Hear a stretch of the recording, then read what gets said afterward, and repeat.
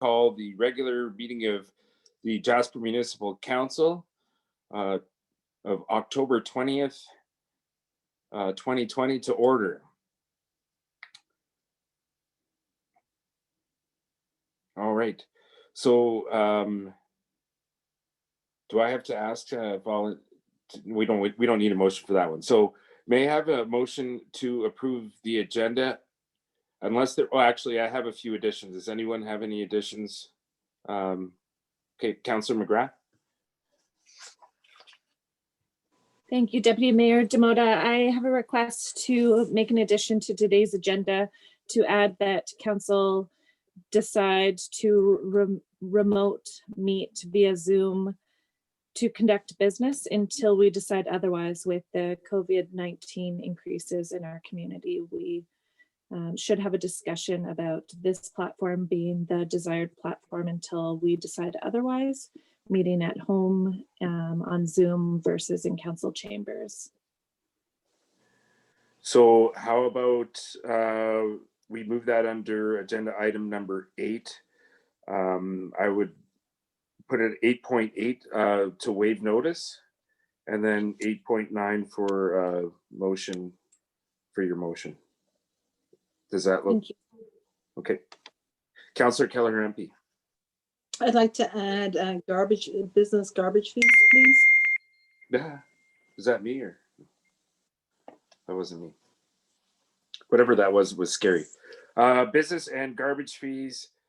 Okay, could we put that under other new business as 10.1? Sure. Because we don't have a request for direction section here, so we can do that as for information, request for information. 10.1 garbage. Business garbage fees. Okay. Due to COVID.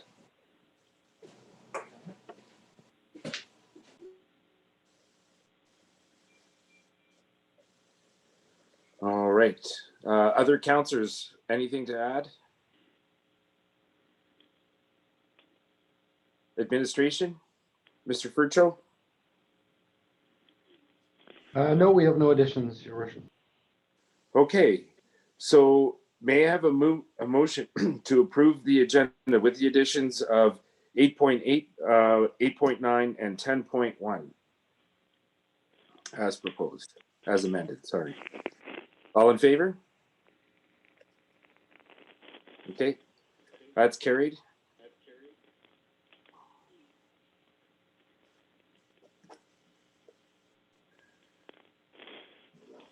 I'm usually of the understanding, we're moving to agenda item point 3. I'm usually of the understanding that everybody's gone through the minutes. Are there any corrections to be made to those minutes presented? May I have a motion to accept the minutes from the regular meeting of October 6, 2020. Councillor Kelleher MP, all in favor? All right, that's carried as well. Thank you. We have a presentation today. Very excited to welcome Kristen Chambers and Ernesto Tassoni from the EVERGREENS Foundation. This is regarding the Jasper bus contribution. I will hand it over to you, Ms. Chambers. Hey. Well, thank you very much. We were really holding off on this meeting, hoping that we'd have the ability to meet with council in person, but it just seems like that's not the way our world is going, and that's not much we can do about that. As we sent out in our your council package, we are here to discuss the future of the bus in Jasper. As you know, we did take it over in July, and we were hoping that we would come back with a year's worth of wonderful data for you, and we could talk to all these details, and it ended up that we were only able to run our full bus service due to COVID for just over the 6-month mark. So we did put together a little PowerPoint presentation, which I will have, Ernesto's dialed in. Kayla, are you guys able to run the PowerPoint, or do you want me to screen share? I'm not sure what the best plan was for you guys. We're good either way. We're also good either way. So we have Christine, Miss Nadon on the line here, and she's ready to screen share the presentation that she received on the USB stick. But if you'd like to share from your own screen, completely up to you guys. You know what? I'll get you guys to go ahead with it. And Ernesto, since he's just on the phone, he can pass the slide. So as many of you know, Ernesto is very passionate about the bus program overall and has certainly taken it into his own hands. So I'll let him do a bit of the talking about the history of the bus. He's certainly been instrumental in keeping the momentum going despite COVID. Yeah, so I'll turn it over to him and then we can answer any questions after the presentation. Okay, well, thank you very much. And yeah, well, if we just want to go to the first screenshot, I can go through that as we go along. Okay, so the Senior Society was formed in 1977, and in 1994 they received their first bus. As you can see on the screen, it was a small bus that they used for themselves, and they used through that fundraising and stuff. They were able to run that bus through membership funds, fundraising, through the community support, and of course there was provincial funding at that time. When the Senior Society took it over in '94, they were just doing trips for themselves and a few local trips around town. If we can go to the next slide, please. In 2002, they bought the bus that we currently are operating, and again, that was ran through the Jasper Senior Society membership funds, the fundraising that they were putting together. The community was a big support for it as well. They had provincial funding. So from 2002, they purchased this new bus, and which we're currently operating. From 2002 to 2009, the bus operations were sustainable. There was provincial funding. Obviously, they had their membership dues, fundraising. But in 2009, they received a notice that provincial funding would stop in 2010. So once we reached 2010, the municipality of Jasper had to step in and support the bus for 1 year. And in 2011, they received a one-time grant to run it for another year. From 2011 to 2015, again, they were operating the bus on the society reserve funds, fundraising, and the membership dues. As this was a struggle for them, a lot of their trips and stuff that they had planned were dwindling. But in 2015, they applied through the Community Initiative Program and was granted a $17,000 check. The Jasper Senior Society were relying on fundraising and reserve funds to keep the bus afloat, but it costed around $18,000 to $24,000 a year to run it. The scheduled town trips and other stuff that they were trying to plan was starting to take a turn, and with the bus operations was very difficult to maintain. So in 2019, we had met with Paul Butler, with COS, and decided that through the Senior Society that we would try it on a six-month trial. And we started some fundraisings, and through that 6 months, we had taken the bus and ran 2 trips a month to Hinton. We started running some wildlife tours, some lake trips, and we were getting a lot of the community out. In fact, we were starting to get some momentum with this, and that's why we were excited about this bus program. In December of 2019, we made it official. The Senior Society granted us a check from the reserve funds that they had for $75,000. But during the time that we ran it from July till December, we had a deficit of $8,000. We did some great fundraising. We were able to cover the shortfall. But as I mentioned in our slide here, the Evergreen Foundation is unable to use requisition funds to cover any cost to maintain it. So we took it over officially at the end of December. And once we did that, we wanted to initiate a name for our bus, and we needed a name contest, and we ended up calling our bus the Alpine Traveler. But taking the bus, and we knew the age of it at 18 years old. I just wanted to show you, it is showing its wear.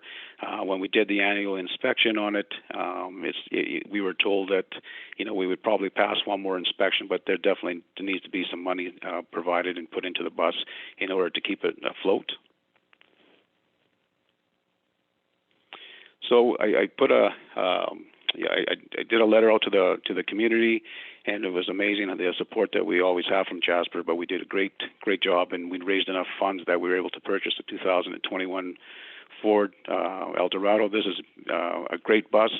It accommodates up to 18 people, but it does have space that we can put up to 4 wheelchairs as well. So it works really well. And with this bus, we took in mind that when we did a tally and talked to the Senior Society and ran some reports, we have over 850 seniors in our community of Jasper. So this bus is definitely needed to not only assist our seniors, but also we've opened it up with our community to make sure that our community that don't have needs of vehicle transportation can use this bus as well. And that's why we bought the size of the bus. And we do help out a lot of areas where we're the only handicap bus available. So we do help out in all aspects of the community. We're hoping that through the new year, once hopefully we can get this COVID under control, that we will be able to operate our new bus, and we're planning on having 2 scheduled trips to Hinton. We did that this past year, and it seemed to be working really well. And like I said, we were getting great momentum because not only we were providing transportation for our seniors, but we did open it up to the community of Jasper, anybody that needed doctor's visits or appointments in Hinton. And some of those trips were up to 15 to 17 people that we could take at a given time. We have our scheduled tour are running in Jasper, which is every Friday. We take people to, again, appointments, medications, trips to town that they can't get.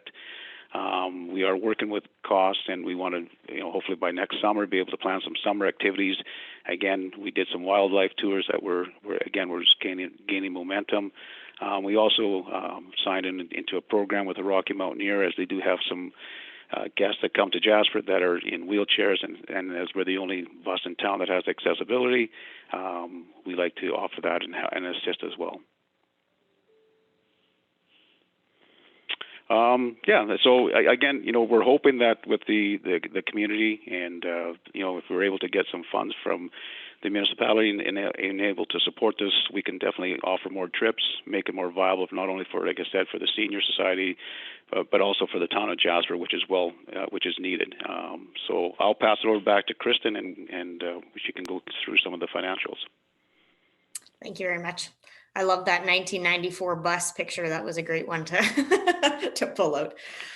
So as Ernesto said, we definitely were getting a lot of momentum in the community. And I did mention in my memo, my little letter that was sent out with the package, that it's important to note that there's a substantial difference when between the foundation operating a bus for the purposes of just its own residents versus any community members.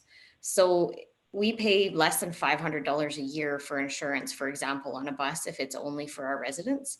And that goes to around 5,000 or more, depending. We're hearing about all these new increases to insurance as soon as we add additional community members onto the vehicle. So there is a substantial difference in the operating.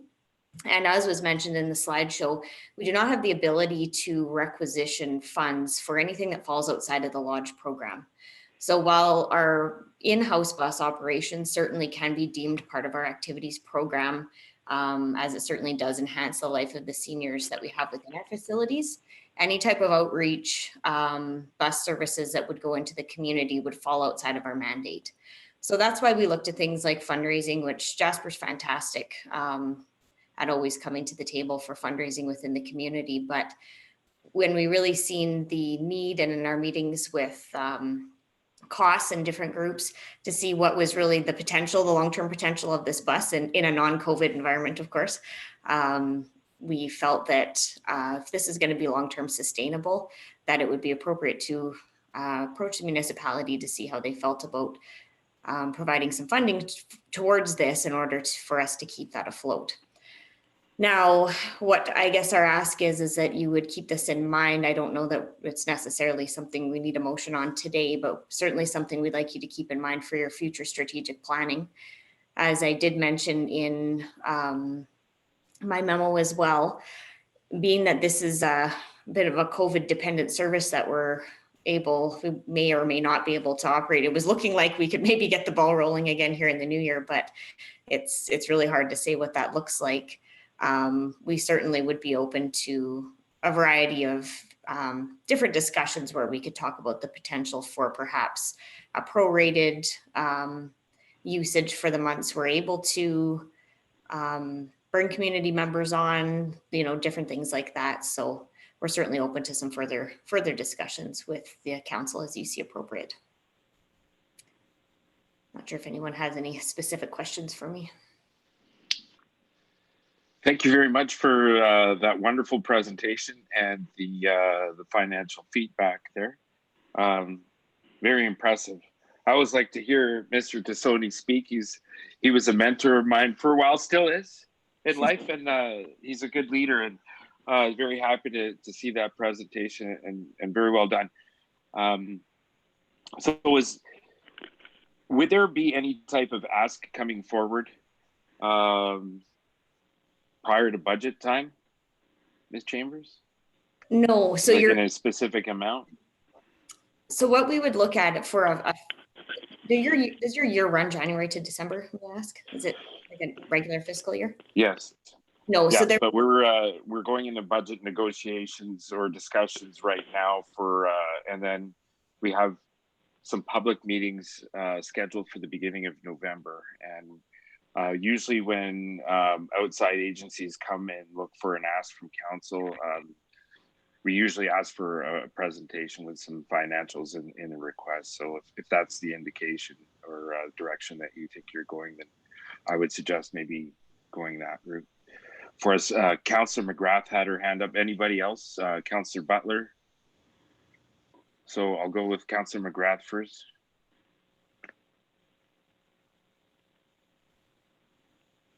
Sorry, and thank you very much, Deputy Mayor Demota. Thank you, Mrs. Chambers, and thank you, Mr. Tassoni, for your presentation. And this resource, I don't have questions, just comments of the importance of this resource being available to the community members when it's safely able to be used once again. So it's a good information to have today, and it's good information to have as we move in the next few weeks for budget discussion. So thank you very much, and it's wonderful that we have you operating the bus for the seniors at Alpine and Pine Grove, and we hope to be able to extend the ability for the rest of the community members to access this as well. So thank you. Thank you. Thank you. Very good for us as well. Thank you, Councillor McGrath. Councillor Butler. Thank you, Deputy Mayor. First, I'll just clarify perhaps a point of confusion to your point, Deputy Mayor, that Evergreens has given a specific request of $10,000. It's indicated in the budgetary information. So I think there is a number on the table, which is good, because that's what we need as we work through our budget conversations. I just wanted to thank Evergreens Chambers and Mr. Tassoni for the excellent presentation, and also for all the work that has gone into offering the service and procuring the new bus. I have to say, I think that the service has gone really well. I actually meant to mention as an aside, of course, for full disclosure, I sit on the Evergreens board, so I do sort of wear two hats in this, but I want to acknowledge the cooperative nature of the way that Evergreens has been managing the bus and being really open to community use, which is what we had hoped for. And I think that the outcome has been honestly better than any of us in a way could have hoped for as to community use. They've even found their way, as was mentioned, to offer the service to non-seniors who have difficulties with mobility. So it's really worked well. As to the amount, you know, it's less than we looked at when I sat on that little interim committee to find a way to move forward with this. So I congratulate Evergreens on operating really efficiently. It's little enough, $10,000 a year.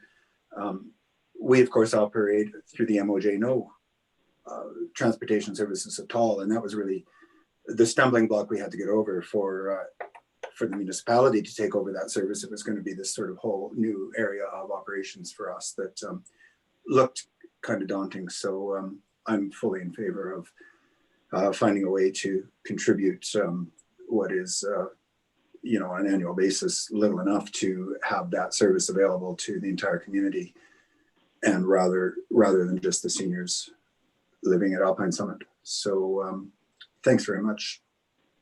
Thank you. for the presentation and for all your work on this project. I think just another key point as well. So when we do our bus accounts, we run them completely separate from the operations of our lodges, of course. We do a full ridership tally so we can understand how many riders are coming from the Lodge Evergreens Foundation versus how many riders are coming from the community, so that we can attach a value to that as well. So we are very keenly aware of which piece of the deficit is falling onto the shoulders of Evergreens Foundation to pick up through our programs or fundraising, because that's our usage versus community. So that's definitely an opportunity as well. And we have a very efficient way of running our programming. I think that the mixed use of the bus as well certainly lends itself to that full community sense, where you're not just segregating seniors while you're in the lodge. So this is what the lodge does. The ability to draw out other members of the community to become more aware of the lodge and its services that are provided. And it really helps to fight with the isolation of seniors who might not yet be ready to live in the lodge facility, but can benefit from some of the socialization and programming that we provide. So we feel it's been, while we're not in the world of offering bus services either, it's been definitely a very successful trial, I guess, for the foundation. And we're really looking forward to the ability to get back to that community bus again. So our ask would be for the 2021 fiscal year for $10,000. We're not asking for anything for 2020. We're able to cover it as we've only been doing trips for just our residents. There's with the fundraising that we have on hand already, we're able to cover off this year. So there's no ask at all currently. It'll just be for the future year. And certainly with the premise that we would like to come back later in 2021 to talk about what that will look like going forward. The goal, of course, would be that number continues to drop and we're able to run a self-sufficient bus service within the community would be our key goal. But we do feel that the ask is reasonable for the service that we're potentially able to provide within the community. Thank you very much, and appreciate Councillor Butler's comments there as well. And I apologize for my huge faux pas there. The mayor coached me a little bit prior to the meeting and asked me if I've conducted a council meeting on Zoom. Councillor Chernot, I'll just finish up with my comments there. So anyway, he warned me that if I didn't have two screens open, that I would probably be bound to making some errors along the way. So anyway, I've self-corrected, and I excuse me for missing that whole part there. So I appreciate that. Councillor Chernot, you wanted to add something to the conversation?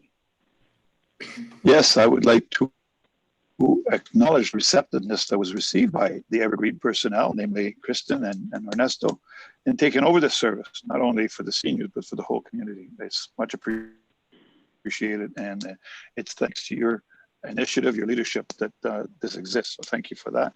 And the ask will receive my support. Thank you. Thank you very much. Yeah, I look forward to the discussions at budget time, but I'm definitely in support of this. The ask isn't big, and I think that community members would be happy to understand and support this as well, as far as I'm concerned. People that spend a lot of time in our community have made it as good, and if not better, than many other communities, and I feel that it's a good thing to give back in that direction. So. Does anyone else have anything to add? Okay. Well, Ms. Chambers, Mr. Tassoni, thank you very much for your presentation today. And it's definitely going to be one of the highlights for our meeting. So appreciate the discussion and presentation. Thank you. Thank you so much for having us. All right. Thank you so much. Take care, everyone. Thank you. Thank you. Bye-bye. Bye.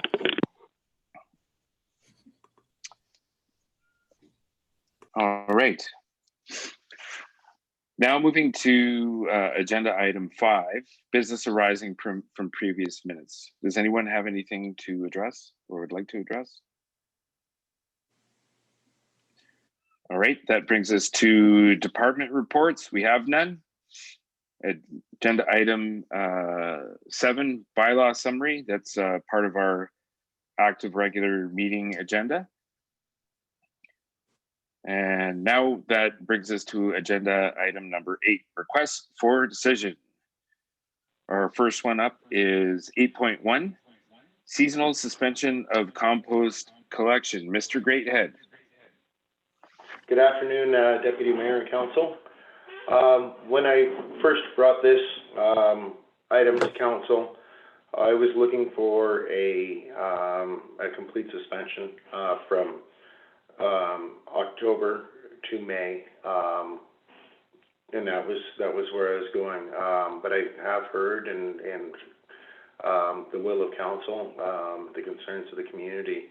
So at operations, we've really knocked this around and trying to see how we can maintain this service during the winter months. And some of the options that we've come across, and I think it might be were we to continue this service for this winter, I think we're going to have to implement all of the recommendations or the options to varying degrees. The first one we'd like to point out is that we found some liners, paper bag liners that will fit into the bins. So hopefully that will reduce the freezing in place and alleviate that concern. Caution though is that's adding to the contaminant stream of the composting program itself. It would have to be worked and mulched in order to be broken down, otherwise it may interfere with the composting process. To lessen the risk of injury, which was the main driver of bringing this forward, we decided that they are pretty heavy and it may be best to have a second staff member maybe reduce the frequency of the pickup service, but assign a second member to help assist and slug these bins out. Sometimes it's just the orientation of the bins where the hatches face inwards, the same as the garbage cans do, and so it's dragging them around. So whether it's having someone there to help shovel, clear a path, level things out, a second staff member might be necessary, and that can be as needed. One of the other ones that we have is the arms that we use to flip the roll-out bins into the truck. When they flip the bins up, sometimes they don't securely fasten. It's more of a friction fit, bit of gravity, bit of friction. But they do. They have come flying off of the handles, or off the manipulator arm, ended up in the bins, ended up over the side of the truck, and sometimes have fallen down, close to staff. So we do have certain trucks that have remote control options, and so that we don't have to stand right beside the truck when we're flipping the bins. And so we dedicate one of those trucks to providing the service. We really need to ramp up our public education campaign on this. Again, I've mentioned the ick factor is one of the things that nobody really likes to admit or acknowledge. But one of the, when I go look over at the waste transfer station where the compostable materials are dropped off, I've noticed that there's hundreds and hundreds of red Solo cups, thousands of the small plastic bags, clamshell containers that get put into there. So the public education, I think, is vital for this program to become a success. And we may even end up sometimes, or worst case scenario, that we're going to have some enforcement action if we notice people putting non-program materials into the composting bins. So that way we're not causing our own issues and impacting the viability of the program. And then lastly, if we notice commercial composting, some of those bins, if we notice that there's a lot of contaminant, silverware, plates, mugs, plastic, paper, that gets carried over into those compost bins, we would remove service. Again, just to make sure that we are promoting the viability of the program. So those are the options for consideration, and I believe that the ops staff has really pitched in and tried to think all the way around this program, but we're open for any suggestions. Councillor Wilson. Thank you, Mr. Greathead. Well, I was supportive of suspending composting throughout the winter. I really appreciate the team coming up with more options, and I'd like to work these through. We should, so I would say I would support all of the options you've supplied as well, and try these out. We could kind of work through them this winter and reassess at the end of the winter. And we don't know if we're going to be successful unless we try them. So I do support all of your options, and I do also understand the challenges. And I was ready to suspend, but if you're willing to try out some of these options, I'm willing to get behind that as well.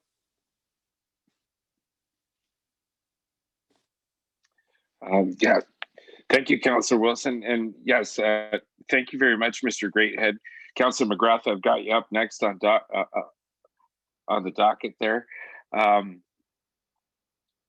Yeah, just one thing that Councillor Wilson had addressed, I believe in our last regular meeting, was something that brought attention as a concern to me as well, and what the end use, where it ends up going. I know that once it gets to Parks Canada, we don't really have any control over the general aspect of it. And I was just wondering if Mr. Greathead, if you found any more information regarding where it goes and how it gets treated from once it leaves Jasper.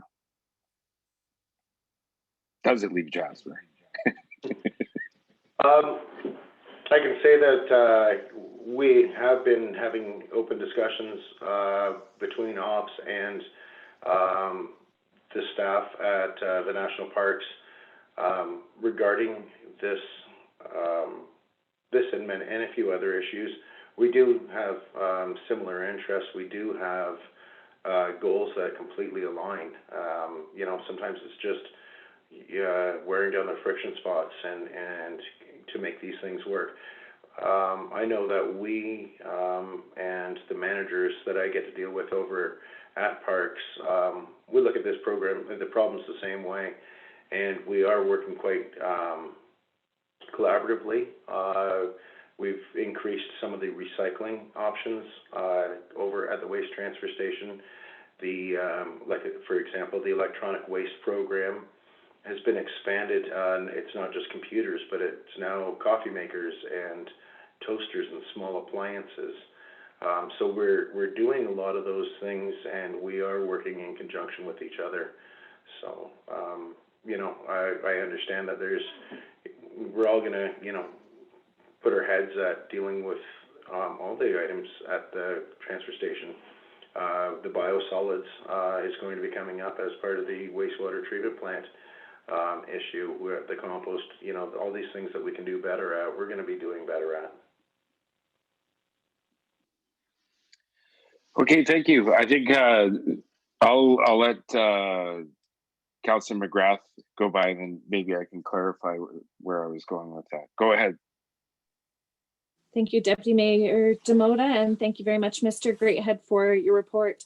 And also thank you very much for recognizing the community's residents' unwillingness to suspend the service and take it back to your department to work on. I think that that's really admirable to feel out a situation and to know when it's right to take it back, because there isn't as much support for a recommendation that may have moved forward from administration. So I would also like to thank you for taking the time to develop some safe work practices and procedures. Being that it is safe work practices and procedures, if there is an unwillingness from council to suspend the service and no one presents a motion to suspend the service, I would suggest that no motion is needed for this request for decision today. Simply taking administrative procedures and changing them to be safer and more compliant with occupational health and safety is certainly within administration's realm.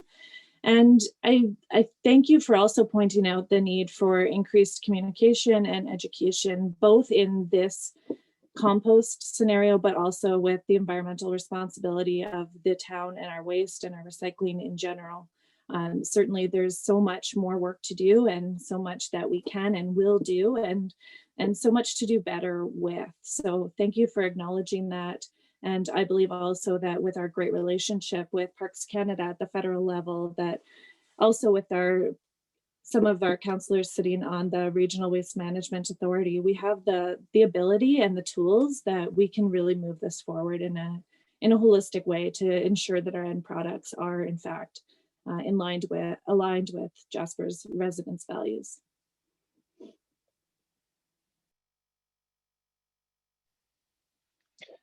Thank you, Councillor McGrath. That was well said, and I very much in similar lines to my thought process. Councillor Journeau, you'd like to say something? Thank you, Mr. Deputy Mayor, and thank you, Mr. Greathead. Thanks for your initiative in keeping the service going. I have the concern of getting the community to step up.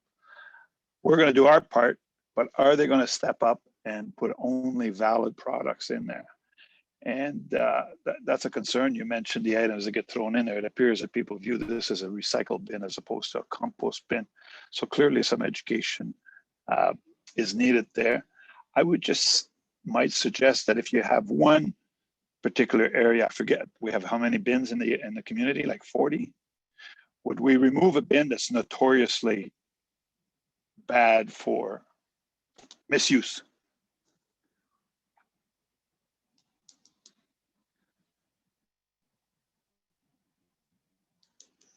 Mr. Greathead.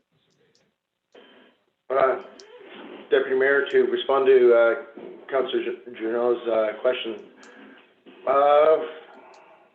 yeah, I'd be against punishing, a block for the actions of a few individuals. But again, we're weighing that out of a block of only a few individuals, maybe the ones who are composting. I believe that people want to do the right thing, and hopefully, if we work on the education, maybe whether it's just improving the stickers and the messages, hopefully we'll see some improvement on this. And if we don't, I promise to bring it back to you to council for further discussions and to try and address some of the problems that we would be facing. Thank you.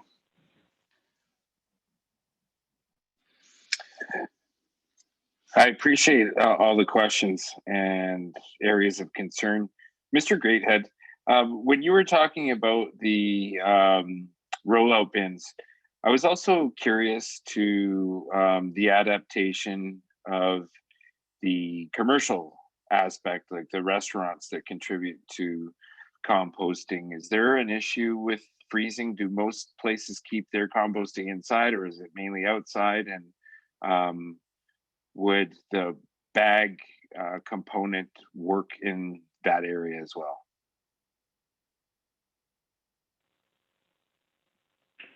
Deputy Mayor,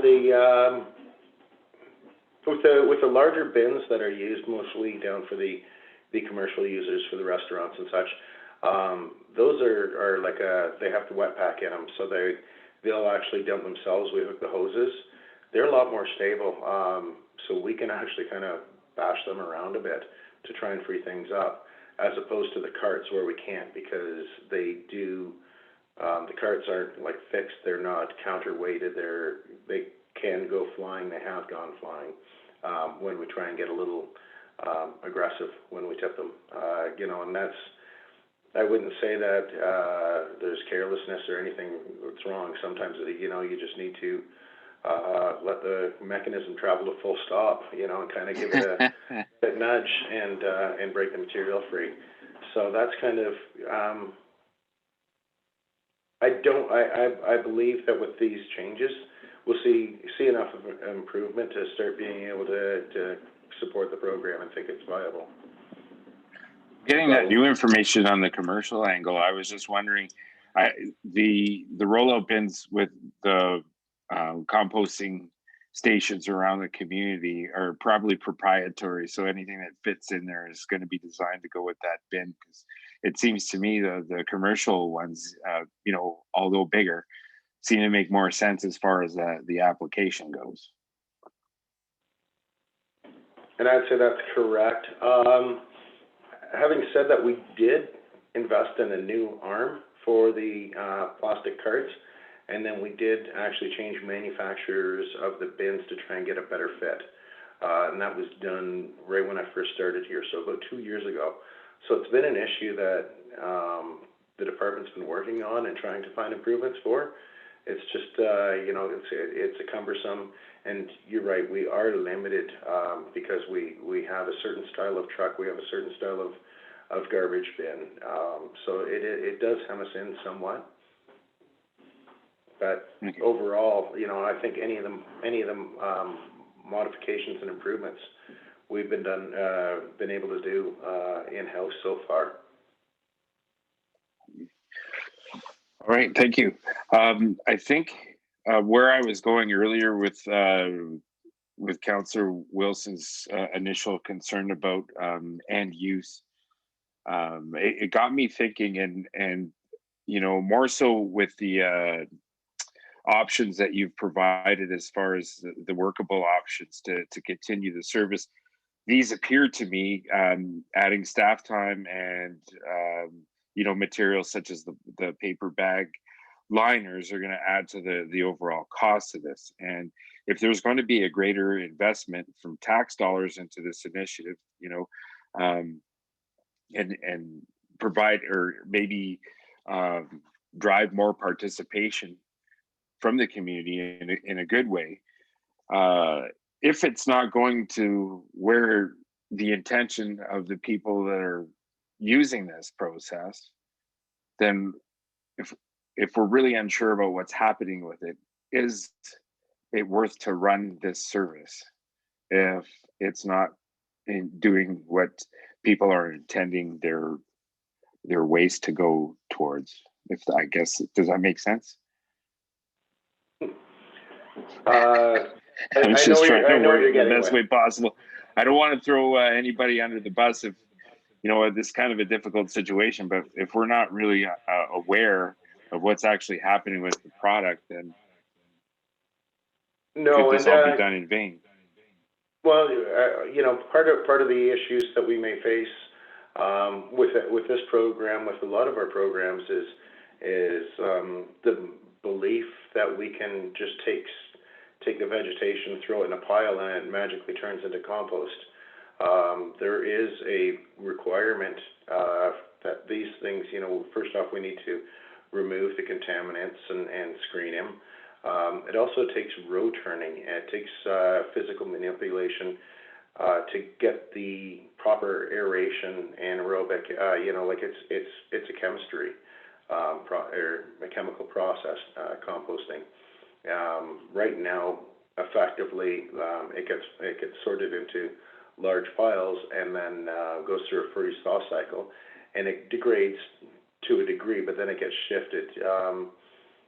Certain areas, I've worked in the city of Sarnia for their composting site, and for their composting, there might have been 15 staff tearing the leaf bags apart in the fall to go through that, and then there was a $200,000 tractor that was towing a $100,000 implement on the back to turn the rows over like a great big auger. You know, you need that aeration, and for us to be able to cast any of the material aside, we're meeting a Class B compost with it all right now. Any vegetative matter that goes through a freeze-thaw cycle will pretty much meet a Class B compost. You know, if were we to use it freely and liberally within the park, we need to meet a Class A compost. So that means we need to achieve sterilization temperatures. So we got to bring that up to about 170 degrees Fahrenheit to kill the seeds and the carryover and some of the invasive plants and stuff like that. So I'm not gonna say somebody's doing it wrong. I think part of the problem is the the resource allocation may not have been there overall, and it's it's got that ick factor that nobody really wants to address. It's stinky, it's labor intensive, it's expensive to do. It all can be done, but with the limited footprint of land, it doesn't just happen. There's more to the process than I think a lot of people understand.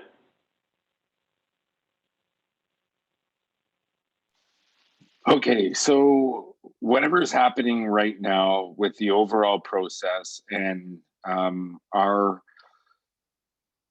staff collecting it and it getting screened and getting taken to a spot, we're not achieving those level 1 criteria that you're talking about. So I think that's kind of where I'm going. And I'm just wondering if this is all worth what we're doing.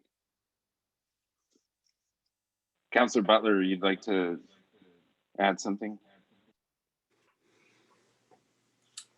Deputy Mayor, with respect, I would like to request to return to the orders of the day.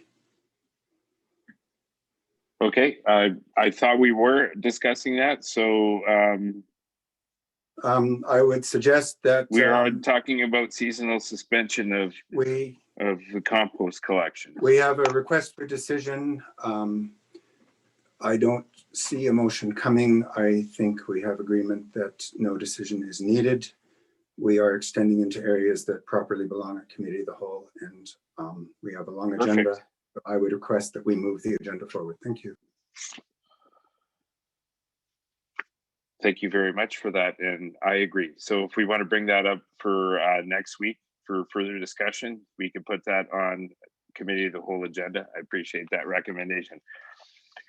All right, having discussed that, we're moving to 8.2, the request for decision on bylaw enforcement services and staff designation. Mr. Furcho, through you to Mr. Jones. Is that what's happening, or would you like to speak to it initially? If Greg was on the phone, I was just going to see if he was able to introduce this, or if I'll just continue from last time. Greg, did you want to say anything?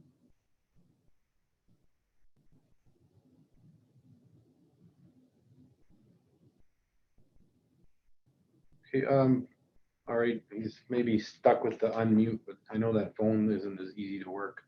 Anyways, the report isn't anything different than what council had last time. We're simply requesting that council allow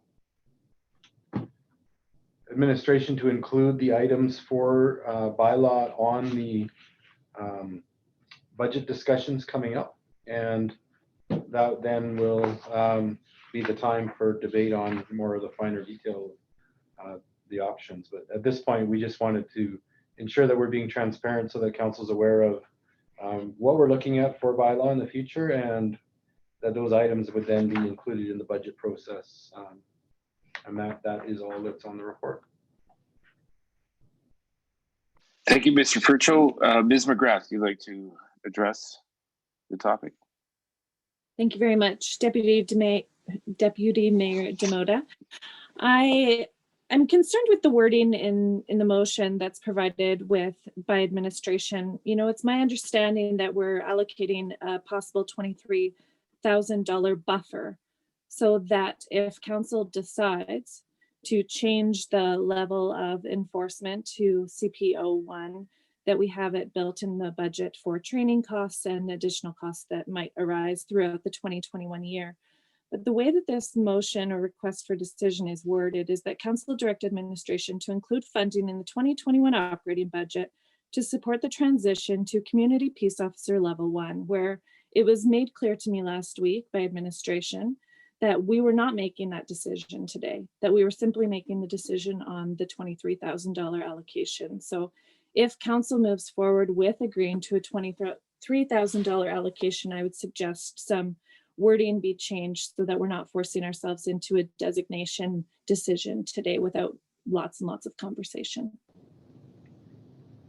Your worship, through to Councillor McGrath, if I could, just the intent being that it is only to include the funding into the operational budget. Council can still decide whether or not that money would actually be approved or not in the budget.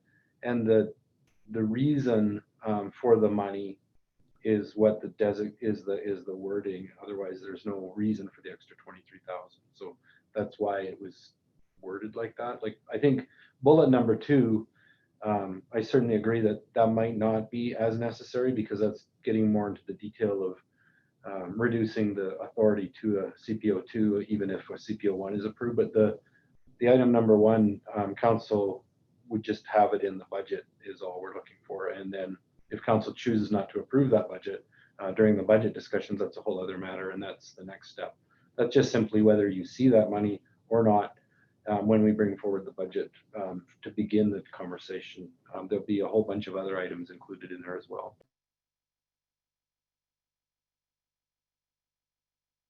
Okay, so from my understanding, there's no motion coming forward today, and you're just kind of looking for direction to have this in the budget or not?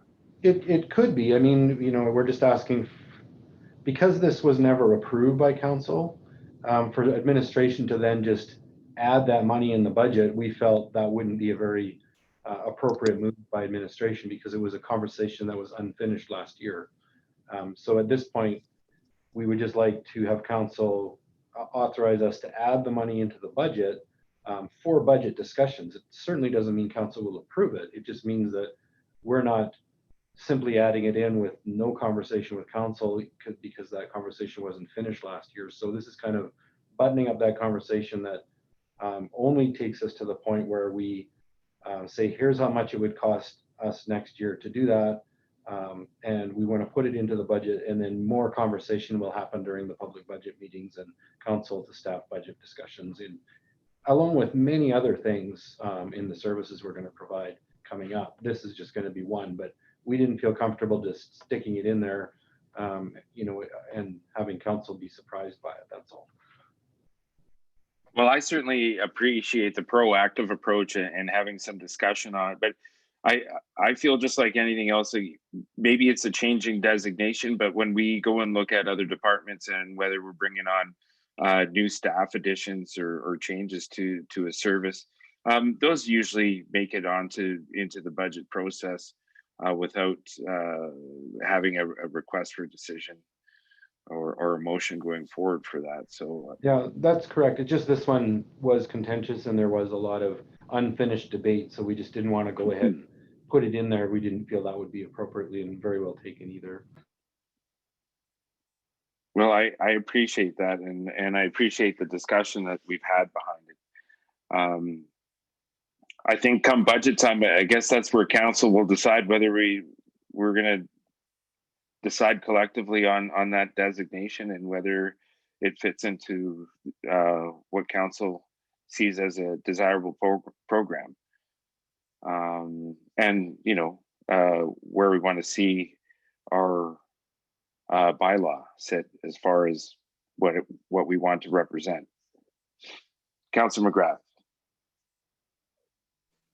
Thank you. We are moving into a budget workshop tomorrow, and these types of conversations are very important this time of year before we move into our November 8th and 9th budget presentations for the community.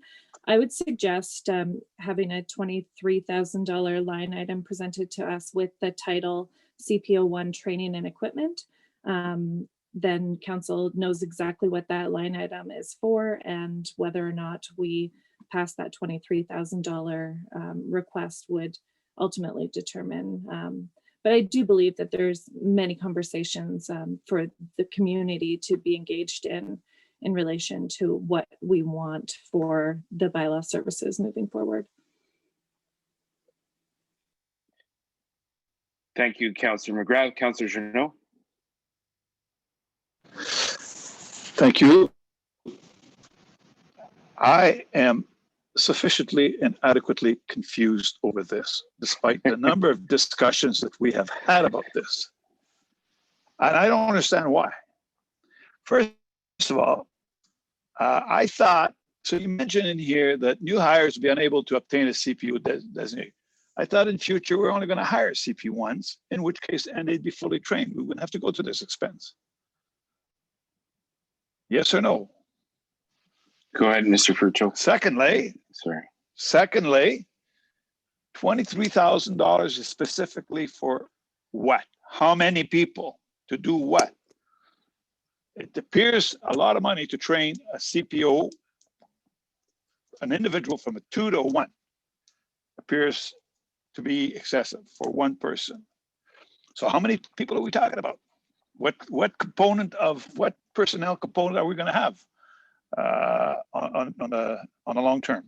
That's not in there, and it confuses me because I don't have that clear picture to start with when I look at this discussion. Thank you.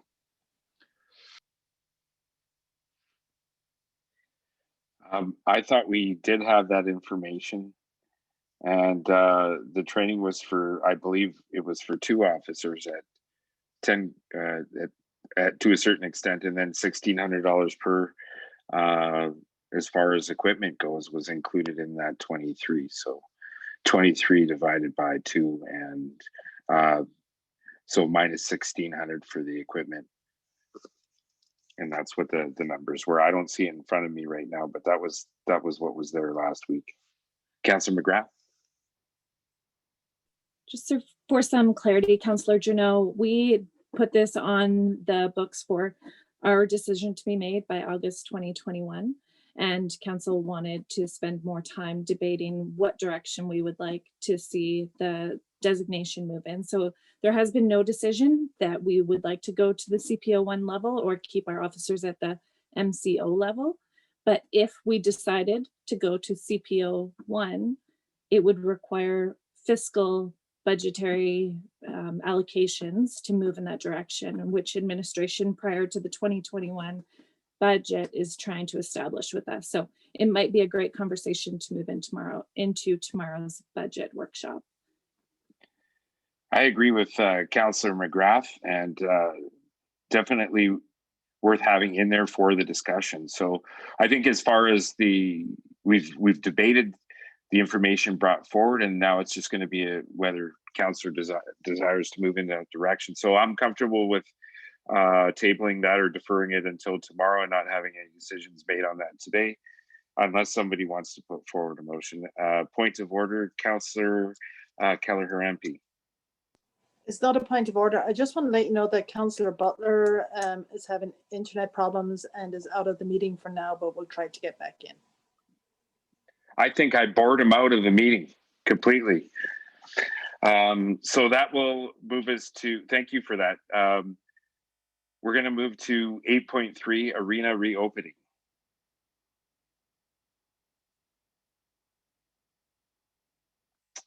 Who would like to lead that discussion, or is everybody frozen and No, the Director of Culture and Rec is standing by for that. So Yvonne, go ahead when you're ready.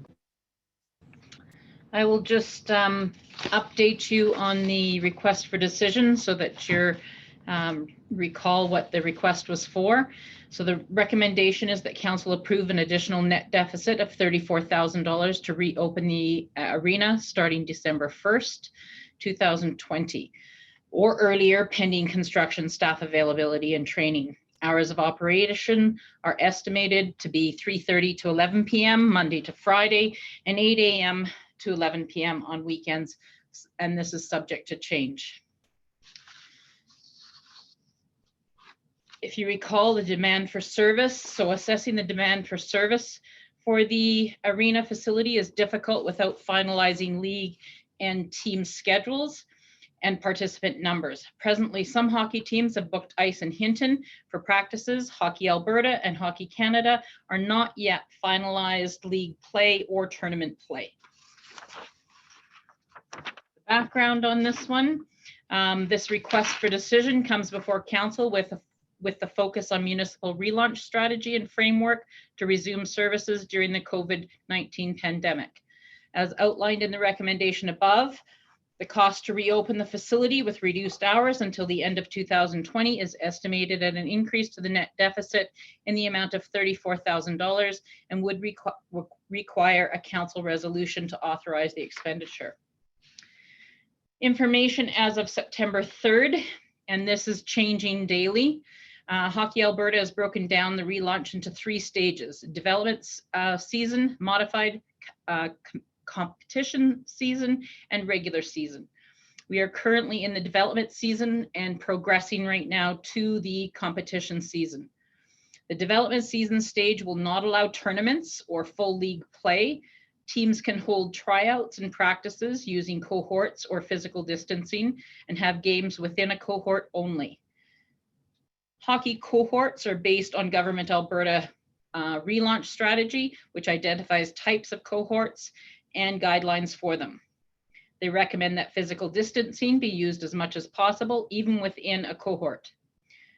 The maximum number of individuals that can form a cohort is 50. This includes any coaches, staff, instructors, participants, officials, and volunteers who consistently and routinely engage with participants at a distance of less than 2 meters. Anyone else that interacts with the participants in a cohort at a distance of 2 meters or more are not included in that cohort and will be required to wear a mask and practice proper hand hygiene and distancing. If an individual or team wishes to change or rearrange a cohort, they must wait 14 days before resuming play. Each cohort will be responsible to assign someone who is responsible to ensure that the cohort rules and other public health guidelines are followed and to be the cohort person for the facility. Dressing rooms will not be open at this time and patrons will be asked to come dressed. The above ask would allow some staff to return November to clean the facility and prepare the ice. The remainder of the staff will be returning in time for training prior to the proposed opening in December. Fiscal responsibility. Policy consideration for council on this items include the budget estimates are based on the worst case scenario, given the unpredictability of revenue to be generated for the rest of 2020. I have included the breakdown. Thank you to Natasha for this. And with the assistance of Peter Bridge, we broke it down completely. So we have full-time staff member starting October 26th. We've got the hours, the weeks, the total, shift differential, benefits, and the final total. So as you can see, there's one staff member coming back October 26th, another one coming back November 30th, part-time staff December 2nd, and another part-time staff December 5th, for a total cost of $33,997. There is additional custodial hours in there of $1,700, and that is to make sure that we're covering any COVID cleaning required. That would be covered under the COVID grant.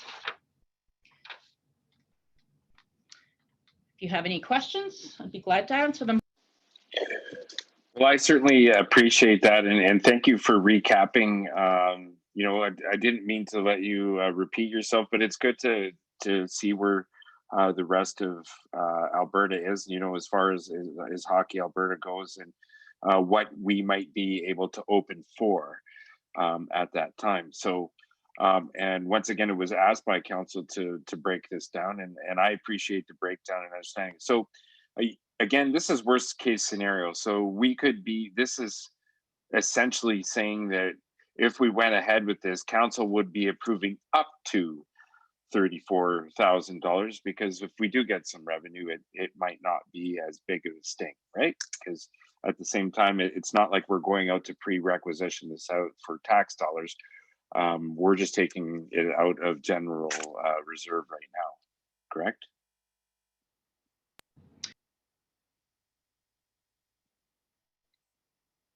So basically what I'm saying is that the 34,000 might not get used entirely. So we're going to be approving up to that as a worst case scenario. That's correct. Sorry, my mic would not come back on. Oh, okay, no, that's fine. Does anyone else have any questions? Councillor McGrath? I'd like to put a motion on the table, please, Deputy Mayor Demota. Excellent. That council approve an additional net deficit of $34,000 to reopen the arena starting December 1st, 2020 or earlier pending construction. Sorry, I would like to change that to approve an additional maximum net deficit of $34,000 to reopen the arena starting December 1st, 2020 or earlier pending construction, staff availability and training. All right. Thank you very much. Before I call that for a vote, does anybody have anything to discuss for debate? Councillor Journeau? Thank you. I thank you for providing those calculations, but the way I redo the calculations, this appears excessive. You're open 74 hours a week, and yet you want 176 hours of labor per week. That's 2.37 staff. And I happen to know in the past, a lot of the time, especially during the week in the daytime, there was only one staff needed. So when I do those calculations, this appears excessive. And I will not support that. Thank you, Councillor Journeau.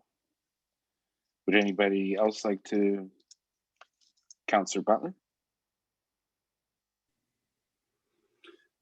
Thank you, Deputy Mayor. I have a couple of questions, if I may, through to Mrs. McNabb. Just looking at the breakdown here that you have provided, is each of the lines on that little spreadsheet showing the staffing, is each of those referencing one position? Like FT staff 1 is a position and FT staff 2 is a position. Is that correct? Deputy Mayor, through to Councillor Butler, yes, that is 4 separate staff members. And with regards to the hours, there is no daytime hours operating other than 3:30 to 11 p.m. So during the day, there is no operation. How does a staff member work 6 weeks between the 30th of November and the end of the year?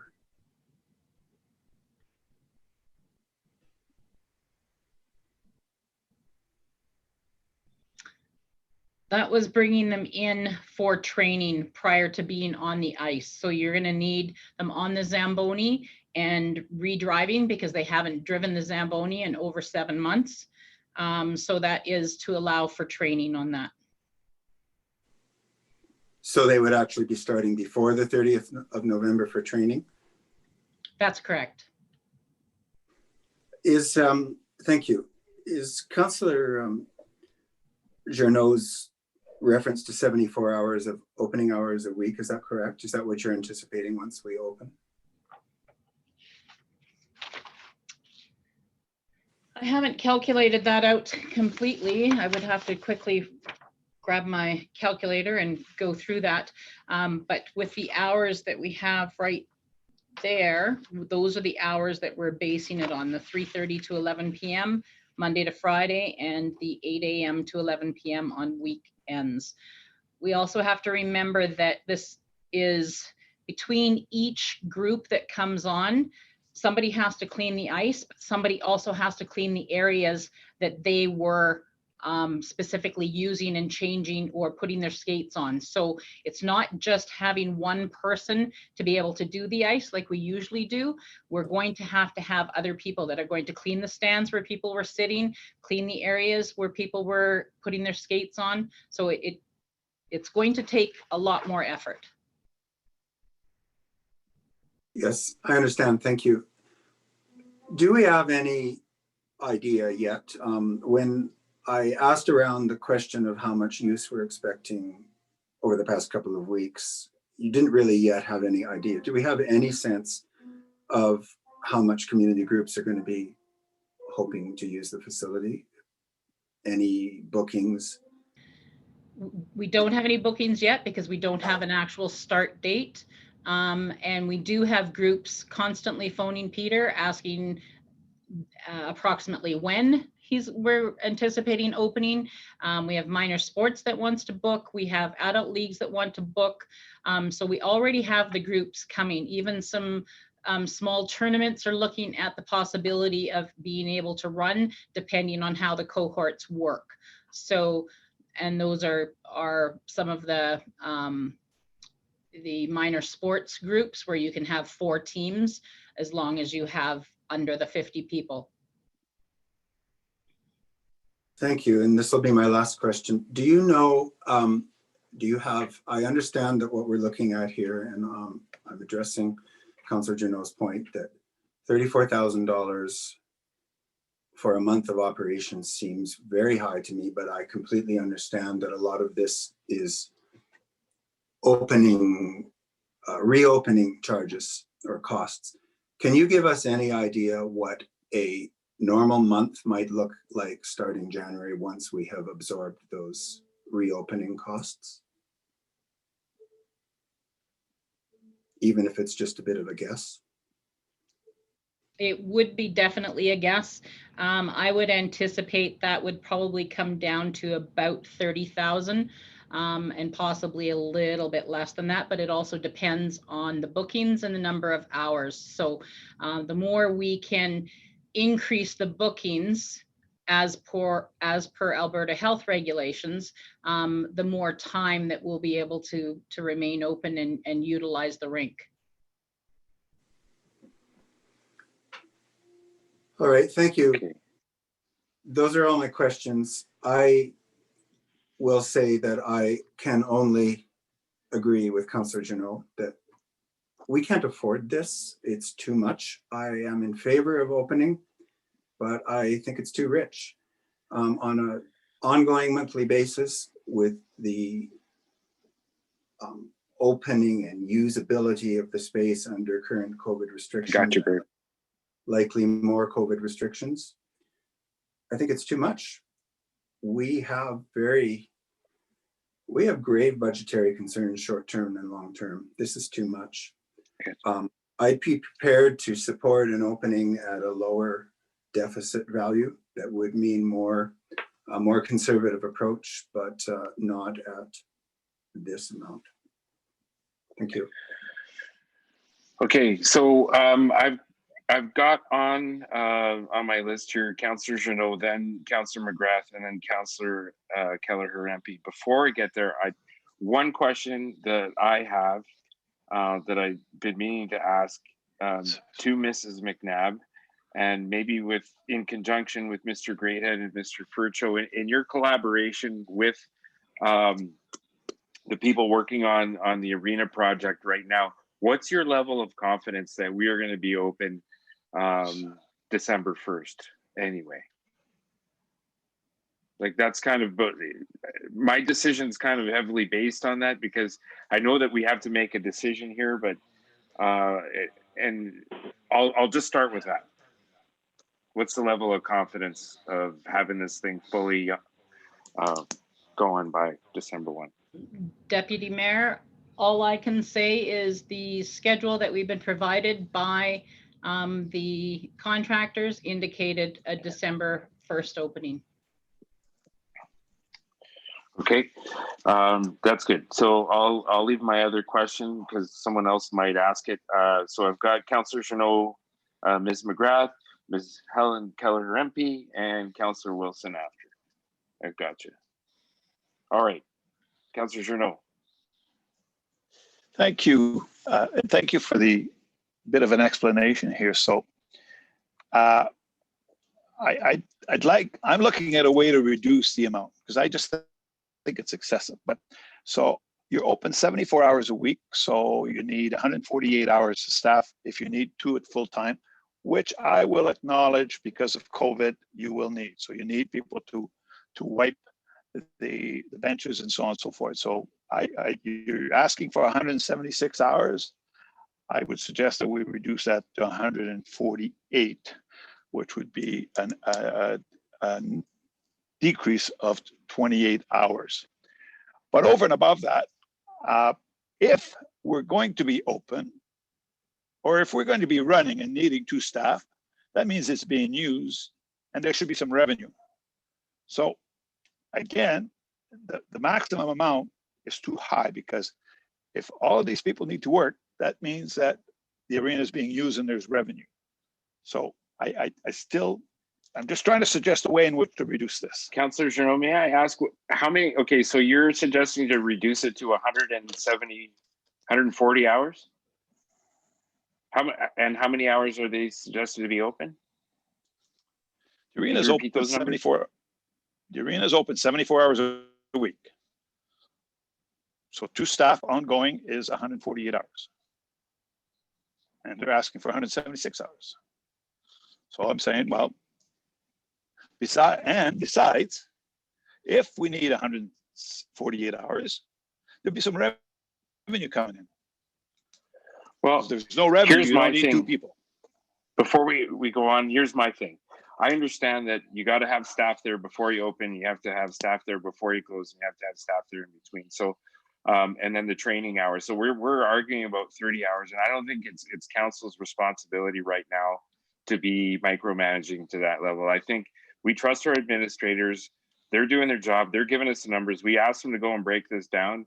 And I understand where you're coming from. You want to be a little bit more conservative, but we also have to cross our fingers a little bit here and hope that we're going to get some revenue out of this to compensate it. So again, this is a worst case scenario. And I don't want to act in defense of administration or in defense of council, but I think that arguing over 30 hours a week here just to get this thing opened and like, let's see how it's going to go isn't a big deal. That's just my point of view, and I appreciate that, what you said. Councillor McGrath, you were next. Thank you very much, Deputy Mayor Demota. I don't believe that we'll necessarily need that full $34,000 to be expended. The motion is worded to support the maximum expenditure of $34,000 from reserves, as we have with our other facilities, as was promised by myself and other councillors at this table, to ensure that our residents can get back to recreating and enjoying our facilities and resuming their activities that provide them wellness. If the arena is open, Councillor Jeannot, you're right. It will provide opportunity for revenue to come in. If it's being used, it means that both adults and children in our community are engaged in recreation and wellness opportunities at a socially distanced manner that provides a safe and cool atmosphere, much unlike other areas that are warm and where bacteria has a chance of spreading more rapidly. I believe that it's responsible for us to allow the residents of Jasper at least the choice to get back up on the ice and allow children and adult hockey leagues to play in a responsible way while maintaining social distance that does provide an opportunity, even during a global pandemic, to have some level of recreation and wellness opportunity. Thank you, Councillor McGrath. Councillor Keller-Hampy.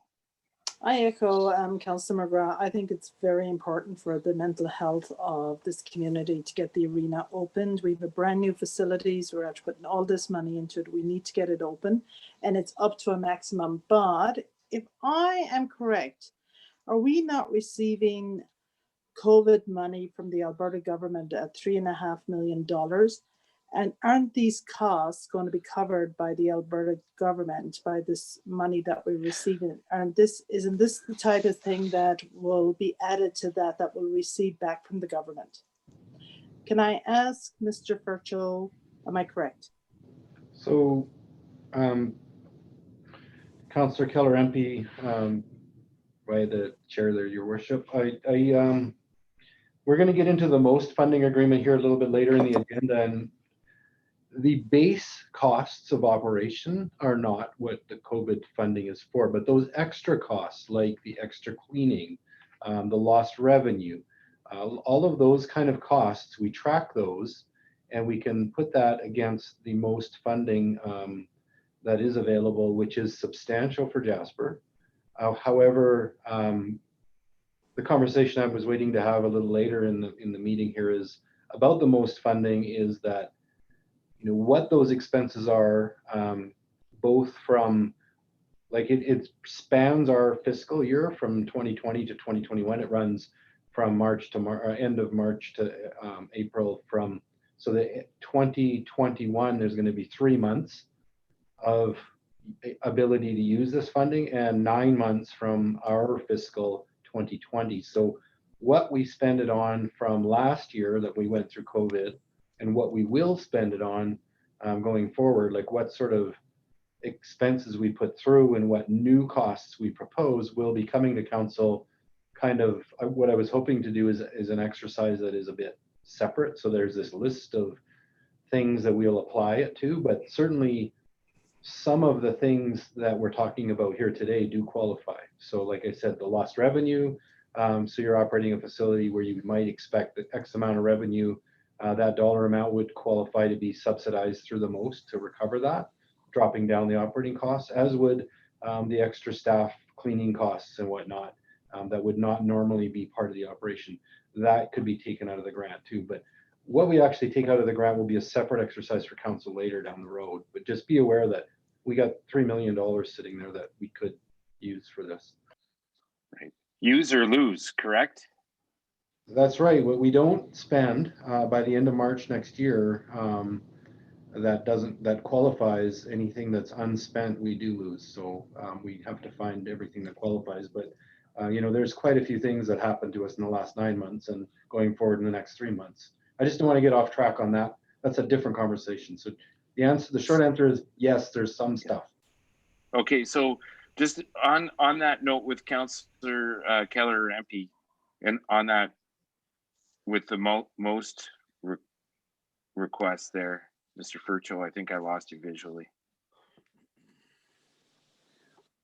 Sorry about that. I know you wanted to sign off there really quickly, but could startup costs for operations, like staff costs, like use the example, the arena for an example, but right across the board for all departments, those extra costs that you wouldn't be incurring for retraining staff to bring them back on board, could those be applicable to that, and including this project?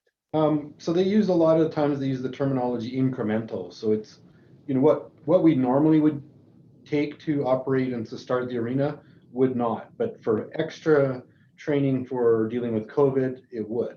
It's that. Okay. It's nothing we normally do is covered. It's the extra stuff due to COVID that is. It's not guaranteed to be covered. It's that we can apply for it and it meets the criteria. But that's a separate exercise I'd like to talk about.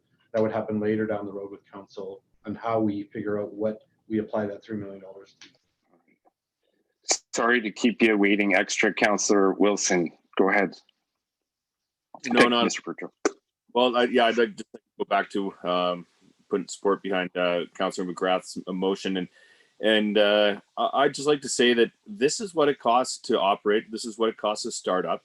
$30,000. It was an estimate on what Mrs. McNabb thinks we can run at in the current like COVID situation. I'm not in the position of carving off all the fat because I believe there isn't any. It would be pretty poor taste for Mrs. McNabb to come to us and ask for an inflated request to operate the services. And I feel like I'm not here to carve off and save the taxpayer $2,000 because I don't think it's there to save. I'd like to get our arenas open and operating and take some time to ramp up towards that, take some training towards that. I think we have to have trust in Mrs. McNabb. I do. I don't think this is astronomical. I think we go ahead and approve this. Yeah, so I appreciate that. And if no one else has anything to add to the debate, Councillor Butler? I don't want this to be seen as a question of trust. It is not. I am really concerned that I know I'm committed to opening the facility. I am not arguing against opening the facility. I am concerned with aiming high. It seems like a lot of operating hours and there's 1,000 hours, staff hours in the spreadsheet if you add what already we're paying for. And we have to be concerned about user hours and user fees that we can hope to acquire through having these facilities opened. All of the requests for decision to reopen our facilities, every single one of them has offered us no insight into what sort of user fees and contributions that we can expect. And I understand that it is difficult to anticipate, but you know, we're being asked to contribute large sums of money on an ongoing basis with no sense of where it's going to leave us in the end, because we have absolutely no sense of what kind of income user fee contributions we can expect. So of course we have a responsibility to open these facilities, but we also have a responsibility to do it in a way that is fiscally responsible. I'll support this. It is necessary. I'm convinced it's necessary to do this to get the facility open. But you know, starting January and February and March, Piper will need to be paid on this, and I'm very concerned. Perfect. Very You're concerned. not talking about my dog, are you?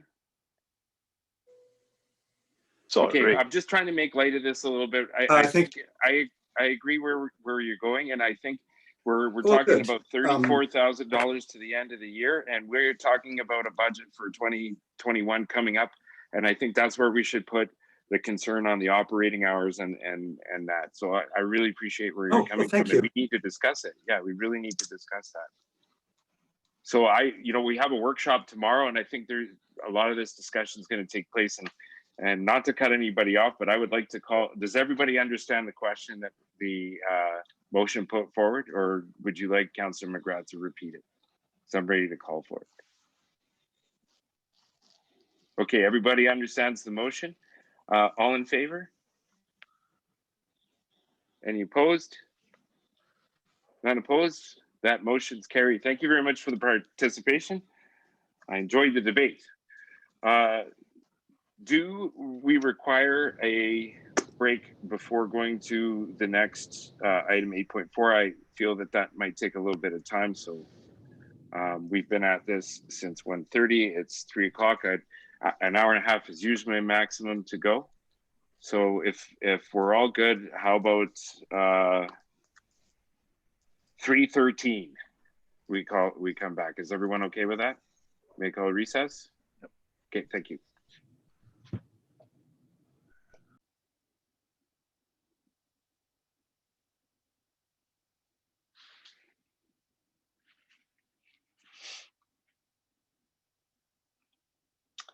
Okay, it's 3:13 p.m. 10 minutes. Boy, that was fast. I like 10 over 7 because I usually find that 7's a little too short. So if 10's too long, I can remember that for the next time.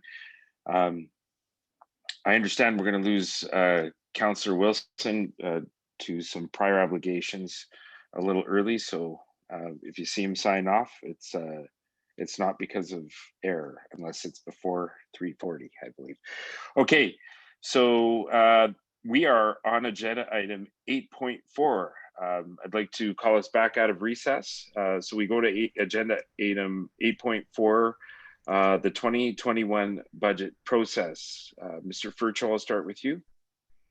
Yes, thank you, Your Worship. So we had been bringing forward a report to council requesting sort of a number, either a percent or a dollar figure for the 2021 budget in order for administration to get building a budget that's in the range that council might expect. We thought that might be one way to help us get closer to a number before we enter into the public debate on budget. However, with the introduction of that budget meeting to introduce council to the numbers, we felt that after the budget meeting, we would be better positioned, both administration and council, to have that conversation. So the reason it's sitting here on the agenda as a verbal is we didn't want to put it back on, and we didn't want to just drop it off with no explanation. So it's still to come. It's just that it would make more sense to ask that question after the budget meeting, at one of the meetings coming up after the budget meeting. So that's all. That's it for this item. Okay. Does anybody have any questions? Councillor Butler? Yes, thank you. And thanks, Mr. Fritcho. So this was something that I spoke to 2 weeks ago and suggested that I was prepared to bring forward a motion to provide a guideline that the tax requisition for the coming, sorry, I'm having technical issues, that the tax requisition for the 2021 budget could be in the neighborhood of the tax requisition in 2019. And I had said actually that I would present that motion at this meeting today, but I agree that now that we've decided to hold a budget workshop where we will talk about this, it would probably, I don't want to preempt that. So I still think it's a good starting point for a conversation to look at a tax requisition around that number. And I'm certainly of a mind to bring that number forward more as a way of advancing the conversation than because I think that's the right number, but I don't plan to do that today, and we'll wait until we've had that broader conversation. Sorry, which is not to say that maybe somebody else feels differently and would like to propose that we set a number now, but I won't. Thank you, Councillor Butler, and I appreciate the intention and the thought behind it. Anyone else? Well, Mark, Mr. Furcho, sorry. I just want to thank you and my fellow councillors for being collaborative and working collaboratively to come up with new ideas and a new direction. And I'm really enjoying the process and the direction we're going. And I look forward to the broader discussion tomorrow during our workshop. So kudos to everybody. If we're done on that topic, I'd like to move to 8.5.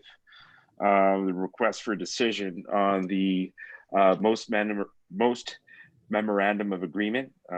This is a waiver notice prior to 8.6. So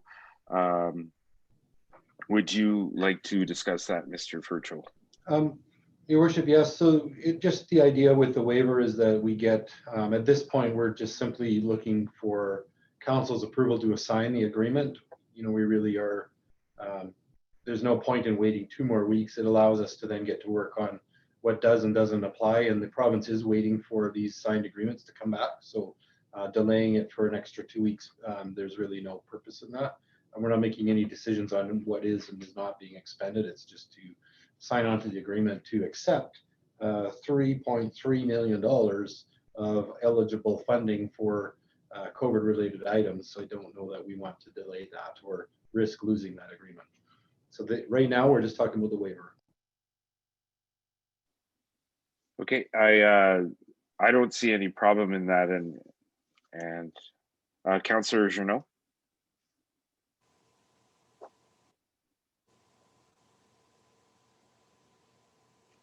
Sorry, a motion for waiver.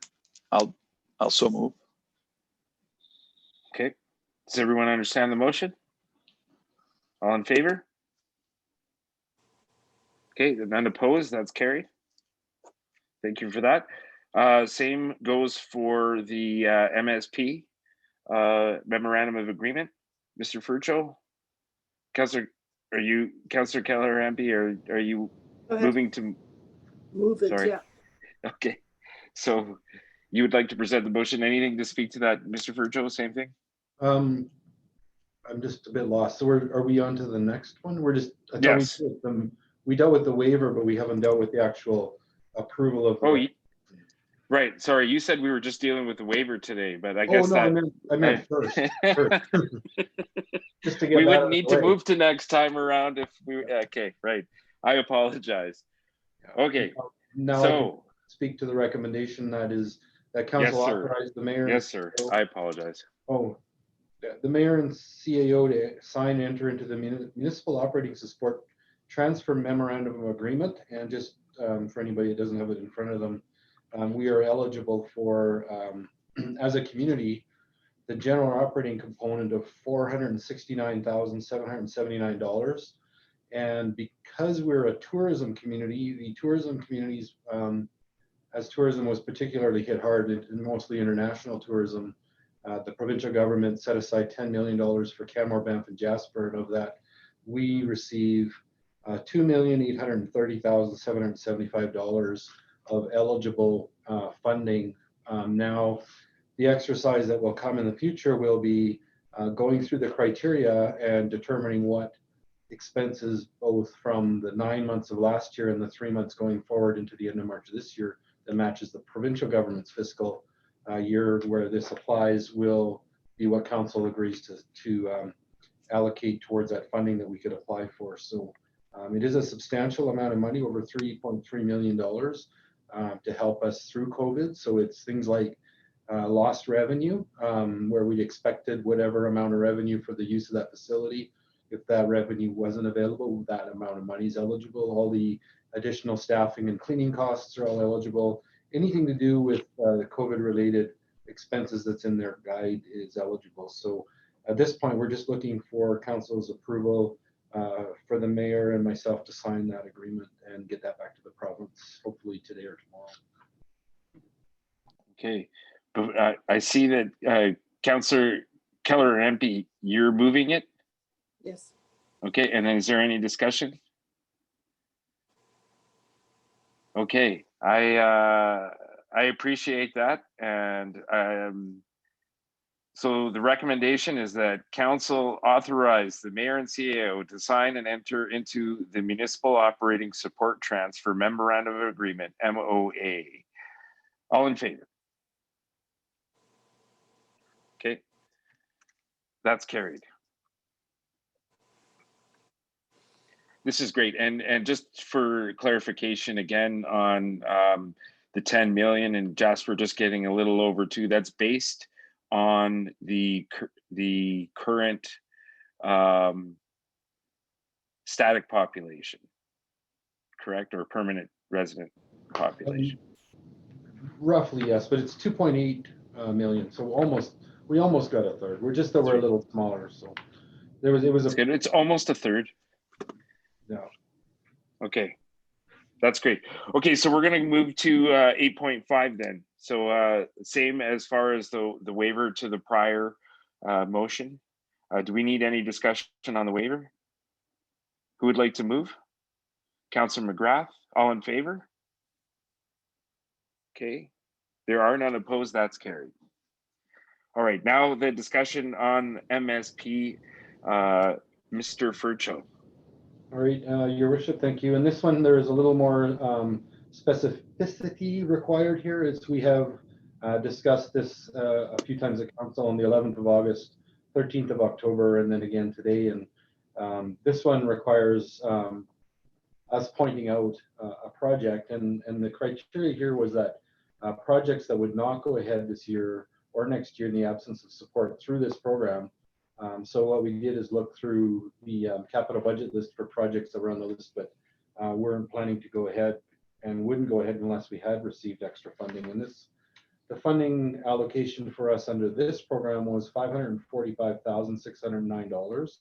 And the two projects that we looked at to submit was the Sandy Dump for S Block at $450,000 and paving and asphalt repairs on the 800 block of Geeky Street from Larch to Pine at $95,609. And just so you're aware, that project is $200,000, but this does cover almost half of it. And the provincial government representative looking for this agreement was emailing me during the council meeting asking me where it is. So I said, patience, we should have it to you by the end of today, because they are wanting this one signed off and able to be moving along. So.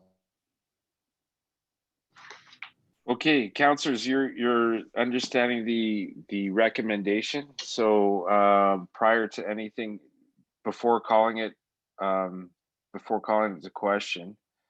Would someone like to move? Or do you want to have a little discussion first? Councillor McGrath, are you moving this forward? Okay, we have a motion on the floor. And that is.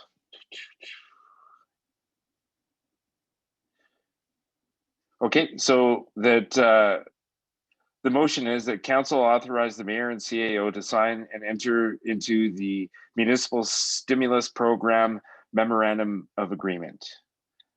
Before I call the question, would anybody like to discuss the merits of what's being proposed? Councillor Butler. Thank you very much. I will not vote against the motion because the motion is to enter into the MOA, and obviously we need to enter into the MOA. What I'm not very happy about is the allocation of $450,000 to the S Block Sandy dump station, which has part of that conversation has been difficult and contentious. Parks Canada has decided to close their sandy dump, at least for the winter. And I think that has maneuvered us into feeling that we have to move forward with rebuilding our sandy dump station without even having had the opportunity to discuss whether that's something that we should be in the business of. We aren't running a campground. I think that it should be an open question whether that's a project that we should feel we're responsible for. So I'm not very happy about that. I think we have had time to discuss this. This came to us on August 11th. And, but that being said, we have to enter into the memorandum of understanding. So I'll vote in favor of it, but sort of doing so under duress. Thank you. Great, thank you. Mr. Furcho, with the MOA going forward, are the components of those specific projects mandatory? They were submitted for pre-approval to make sure they fit the criteria and the province would support them. So yes, we have submitted those to, and I don't know if council would like us to not move forward with those, what the repercussions of that might be. I do know we had to get them pre-approved.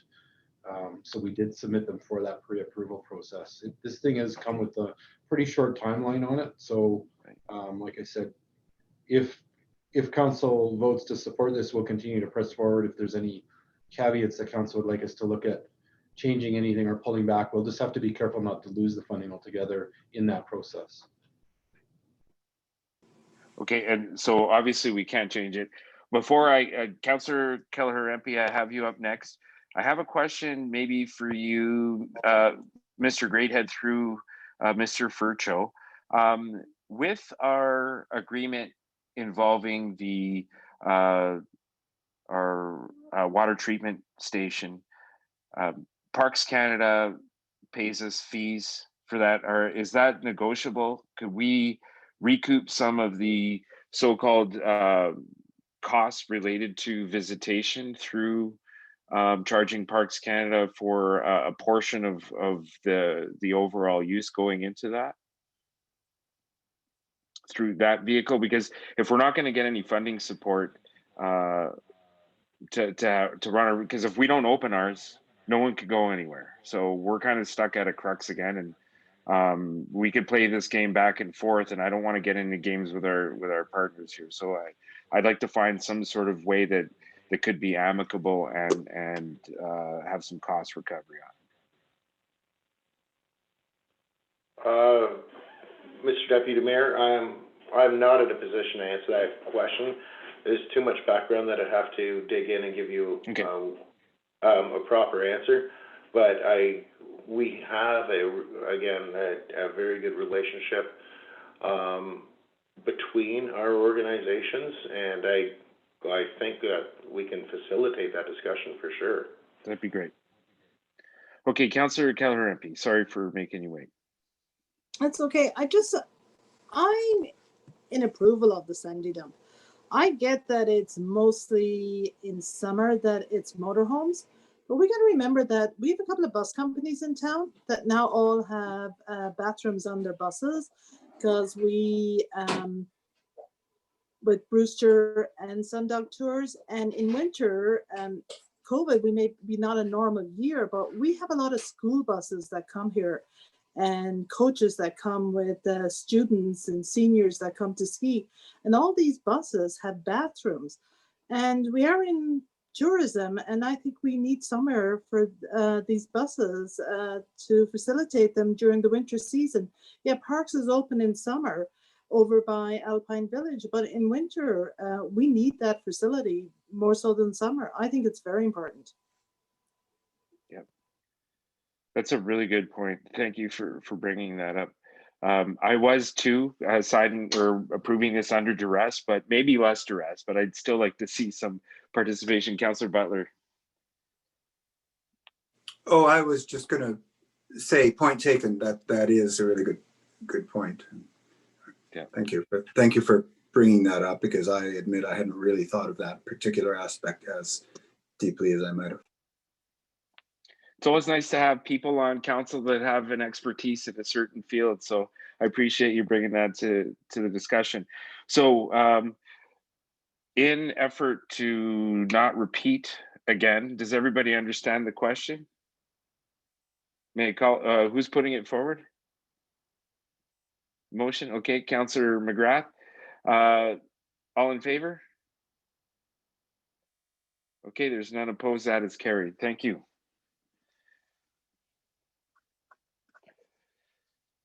I'm feeling tickety-boo moving along.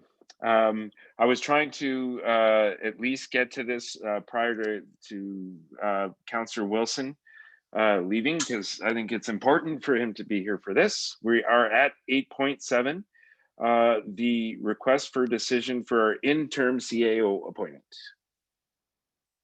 Who leads that discussion?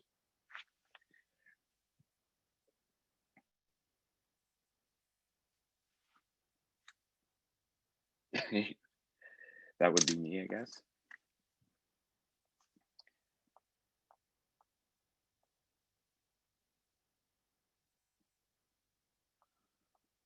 Please excuse me, I'm not on my other screen. This is what the mayor was trying to coach me on earlier.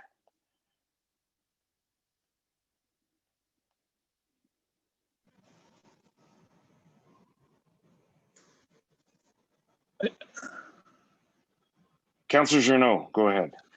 Well, it's prepared by the HR committee. The mayor is away, and I see Helen has signed off here, so I will speak to this. Oh, there's Helen. Thank you. Here we go. I do apologize. What happened to you there? You left me hanging. Sorry, my apologies. As I had explained this morning, I had something come up that I just had to attend to. Okay, I apologize. I completely forgot about that. So who would like to speak to this as far as you're the chair of the HR committee, Councillor Keller-Rampy, would you like to speak to it? Okay, sure. If you're ready. Yeah. So today is Mr. Furcho's last day as a council meeting. So thank you, Mr. Furcho, for all your hard work. You're going to be with us till the end of the month. So Mr. Furcho will be leaving us and moving to Cranbrook. We will miss you.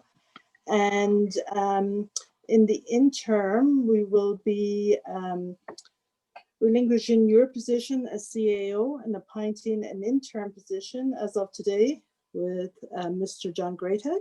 Welcome, Mr. Greathead, to the position.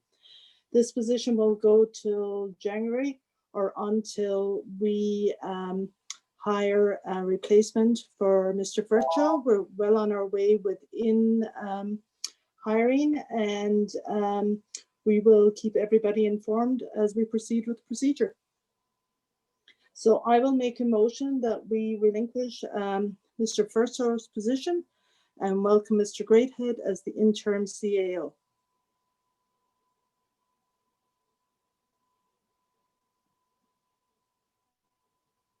Sorry, I got emotional there.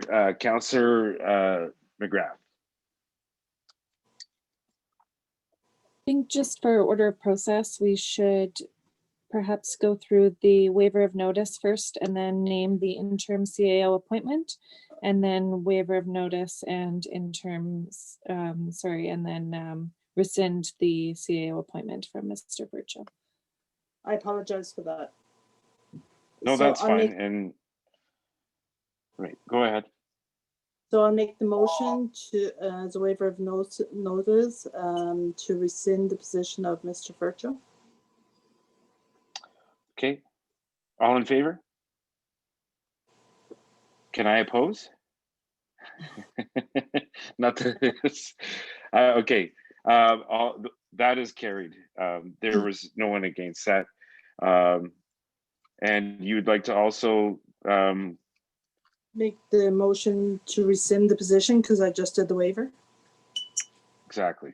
All in favor? Okay.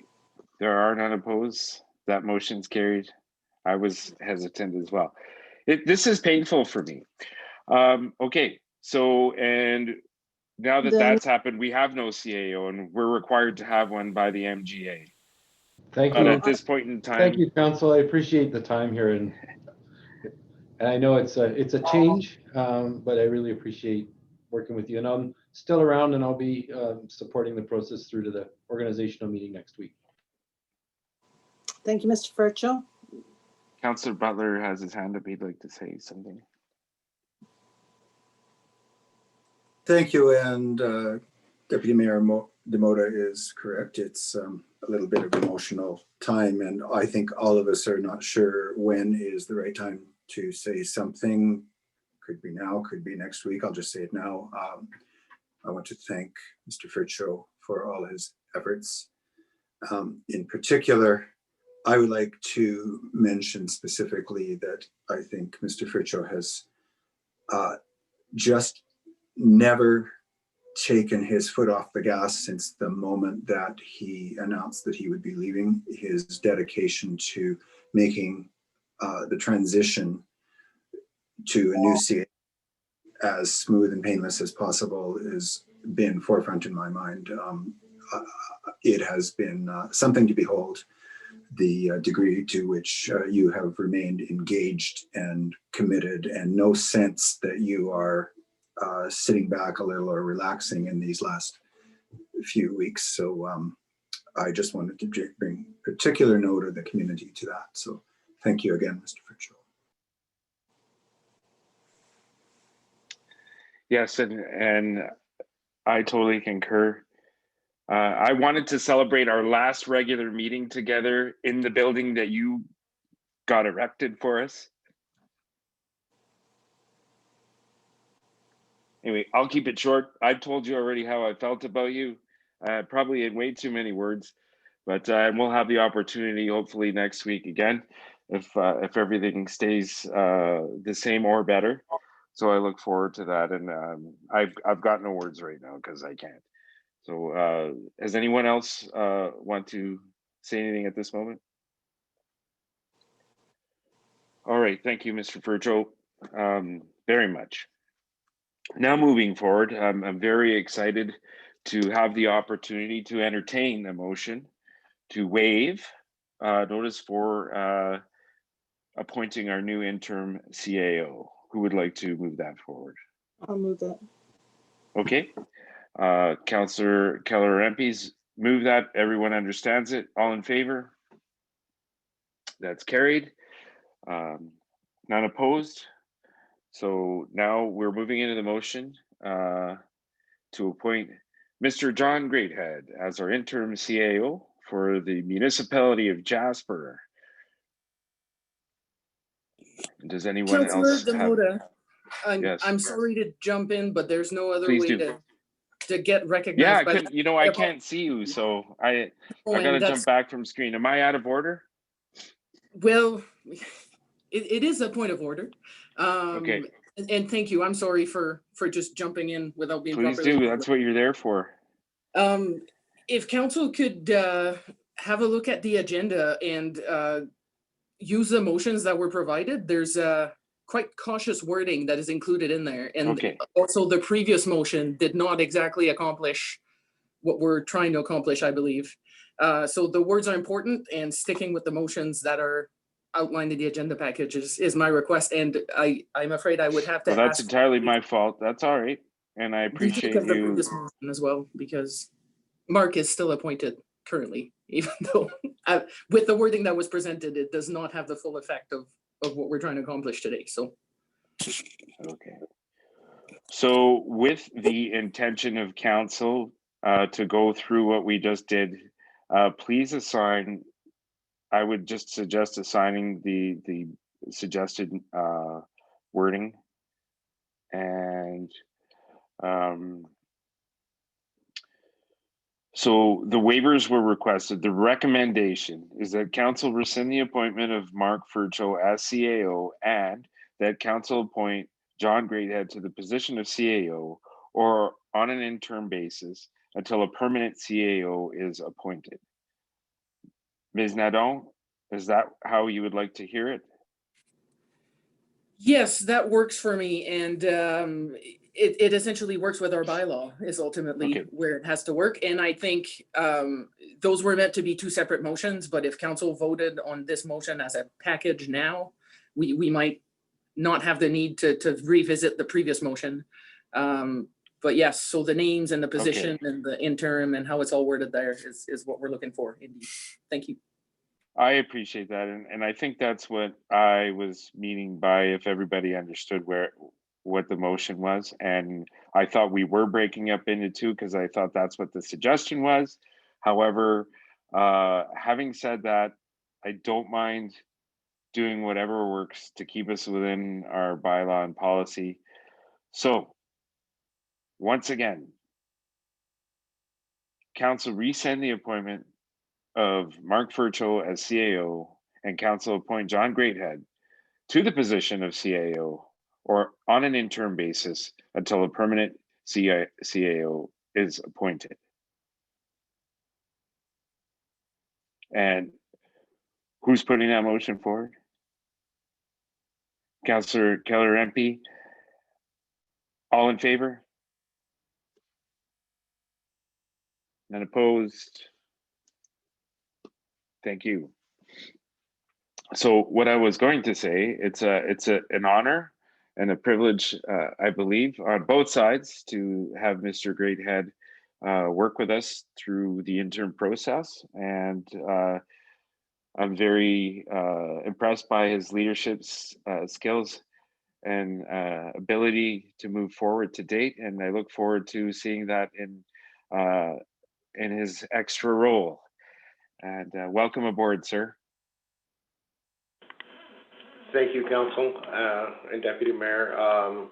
If I can echo Council's sentiment regarding Mr. Furcho, it's been awesome to work with him. I learned a lot. He's offered really steady guidance.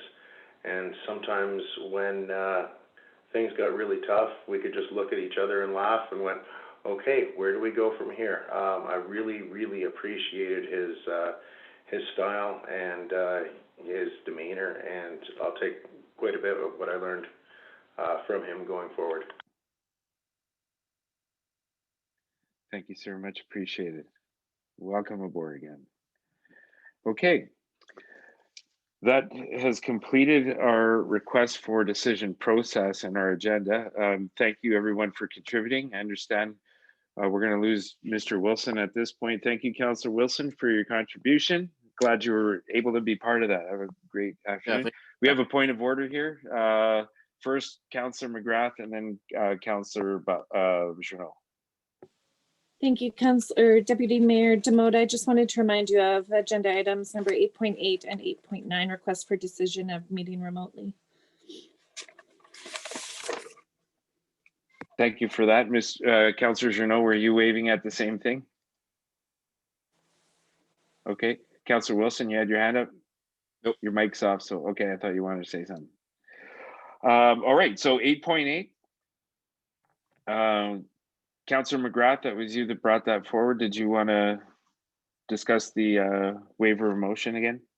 Yes, my intention of bringing this waiver forward would be to vote today in order to bring us as council back to meeting remotely and conducting business remotely until decided otherwise, with the increase of COVID-19 cases in our community suddenly. Most of us on council are more comfortable meeting in our residences and independently rather than together in council chambers. And obviously that includes today inadvertently. Yeah. Okay. Well, all right. So all in favor of the motion? I guess we need quorum here. We lost Councillor Keller MP. I'm in favor to waive. Councillor Butler, thank you. There are none opposed. That one's carried.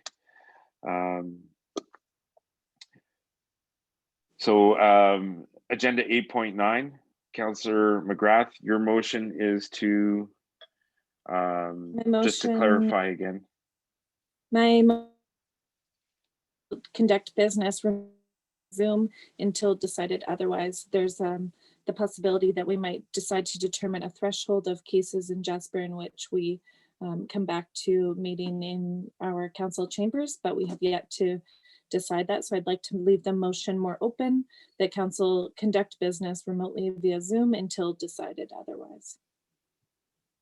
I agree with that motion, and I think that setting a guideline down the road is more important. That's designed a community of the whole would be more designed for that discussion. So to move that forward today, does everyone understand the motion? Okay, all in favor? Okay, none opposed. That one's carried. All right. So thank you for that, bringing us back to order there. We go on to agenda item number 9, correspondence for information, consideration, or action. Does anybody have anything to discuss? Brought forward. And one thing that now that we're on this topic, I know that there's been a lot of there's been some communication coming to council on certain things in the community, and we had some really good momentum earlier on in the year when we developed our form submission through our website, and that seems to have leveled off a little bit. And if there are people in the community that are listening in right now, I'd like to encourage, if there are some concerns or some service issues or whatever the case may be in the community, some observations that you'd like council to be aware of, I recommend using that resource. It's very helpful for us to be informed on what's going on in the community and helping us understand what some situations are. So that is available, and I hope that continues. We're at agenda item 10, and I think at one point I didn't really want to make this an agenda item myself personally, but I wanted to discuss Halloween because it's coming up next week and we don't have a regular meeting before that. And it was suggested to me that council make a statement on it. And I'm not prepared right now to make an official statement on behalf of council, but one thing I do want to promote is health and safety in the community, and for everyone to follow the guidelines set out by AHS. And our cost program within the Department of CFS has some really good recommendations that they posted on our COVID mutual aid, on the Jasper COVID mutual aid website. And I think those are some great ideas, and they also promote the understanding and people going to read the AHS guidelines for Halloween. Does anybody have any thoughts on, we have a few members of council with young children still, and are there any concerns or ideas or recommendations that anyone would like to make?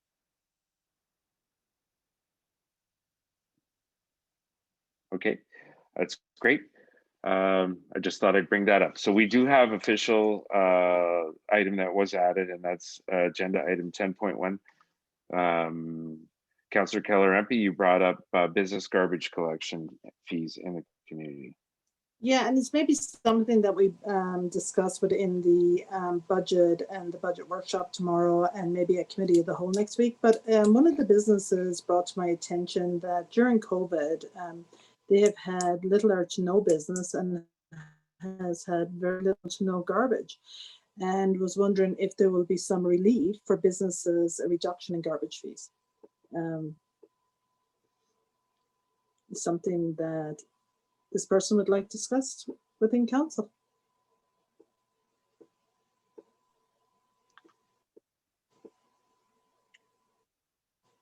Any thoughts? Councillor Butler, Councillor McGrath. Councillor Butler first, Councillor McGrath second. Sure, that's a really good point. The first thing that comes to my mind is we have really a protocol and I think a pretty strong commitment to operating our utilities on a cost recovery basis, so that we attempt to keep our utility fees, and that arguably being one of them, as distinct from our, so that they're not funded by the tax base. And therefore it seems to me that if we are making savings on that side, and we don't know whether we are, that there should be a way for that to flow back the other way. It's probably impractical to do anything in short terms because we need to see financials and see the outcomes of year of operation. But it's a really good point to raise, and it's a really good time to be raising it. We will be passing utility fees bylaw, hopefully by the end of this year. And maybe we'll be in a position to discuss the impact of any savings that have been made. So it's a really good point and it's timely, and for sure we should be discussing it. I agree. Councillor McGrath, you were next. Thank you, Deputy Mayor Demota. I agree with Councillor Butler's statements and the concern being brought up by Councillor Keller-Empe. I appreciate the businesses bringing this forward, as fiscal equity is very important to this council, and we have allocated it special prioritization within our strategic priorities. So not that we have an answer today, but this is something important for us to be aware of during the pandemic, and as businesses certainly decrease in their volume and numbers. Mr. Greathead, thank you for that, both of you. Mr. Greathead had his hand up. He'd like to give some feedback. Deputy Mayor, if I may weigh in on this, as soon as the outbreak happened and we saw the reduction in traffic and visitors and in demand for our services, we did work with several businesses to reduce the number of pickups that they were making. So some of the businesses we were attending almost daily, and that, so I'm not sure, and I can check into it, but administration has worked with businesses to adapt to their needs throughout this.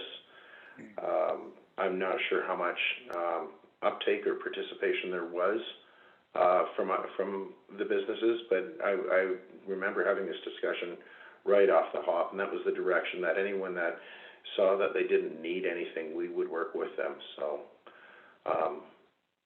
again, I'd need more specifics to see if there is, you know, somebody that may have gotten missed or left off, but my understanding was, and the direction that we had saw was to make sure that we were being fair. Just because we were on a schedule, say 5 days a week to go to a certain business, didn't mean we had to maintain that 5 days a week service unless it was still requested. Thank you, Mr. Greathead, and I apologize to the rest for having my mic off while I took a sip of water there. I don't know if anybody heard that, but I did turn my camera off. Councillor Butler, you wanted to say something? So then, thanks for that, Mr.